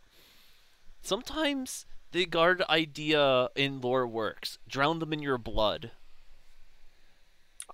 I think suddenly, Avmech's stratagems to get the 80 shots out of Skitarii suddenly isn't that appealing when all you're killing is 2-point conscripts every turn. Yeah, sadly he is 1 and 2 currently. Oof. Oh, poor guy. Hey, 1 win though. Yeah, he won with 200 conscripts and a Baneblade. You know what we call that victory? It was actually a Stormlord as well. Ooh. Oh, that's fantastic. So That's the one you can shovel the conscripts in and have the 20-man firing deck. He had a bunch of, I think it was it was melta guns or plasma guns on Scions or something that he put on there. or command squads or something. I can't remember that list exactly, but What was the guy's name? I think I had a very similar list in my last pod that was probably the scare. Like my last season's pod had a pod that was quite favourable, and then I had a very similar list to fight with a Stormlord, a lot of Valkyries, a lot of Scions, and what sounds like that list is actually made me quite uncomfortable. Orta 15A. That is not the person, I'm afraid. No, that's not. Yeah, he's got some command squads with plasma guns that I think he's sticking inside the Stormlord. I can see why, and that's definitely a fun idea. Oh wait, no, I think he might actually be putting the 3 heavy weapon squads with various weapons in there, because you can put heavy weapon squads inside that. Yeah, you can put heavy weapon squads, you can put command squads, you can put everything in there, pretty much. I think the heavy weapon squads take the -1 to move, which is I've considered doing Is he playing Talar? He's got custom attachments for both the things, and then the Stormlord itself is Vestroyan. Okay. Let's just check in, because if he shooters takes and wilderness those survivors. heavy weapon squads in Talar, they don't take the penalty for moving and shooting heavy. Yeah, maybe that was an option that he could have considered, but I'm not sure what exactly has gone in there. But either way, it's one hell of a list. Oh, Just definitely. wait till next season where you've got someone doing the same list, but this time it's an Orc Squig-Off with looters. Yep, that's going to happen. No, you I just think take the that's- squig off and you throw all the burners into it. Just charge that thing over. Just see all the flamers go. You could do, or you could stick flash kits in. Right. Anyway, it is getting rather late here. I'm going to dip off. Alright. Thank you for the game. Thank you for being a good opponent, and tune in next time for my terrible dice. Well, maybe the Emperor will pay attention next time. I can't wait for a random ping in the Alpha Discord saying who wants to play, and I go, yeah, I've got 5 hours to roll this evening on the internet in front of people.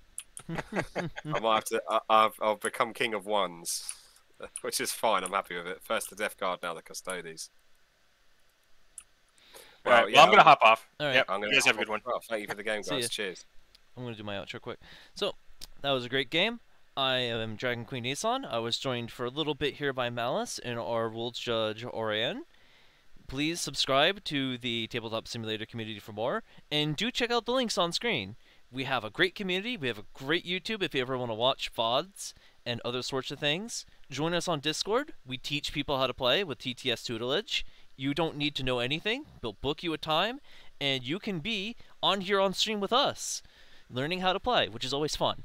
And if you're too shy, we have tons of mentors that are always looking to help people and play low point games and just teach people how to play the game in general.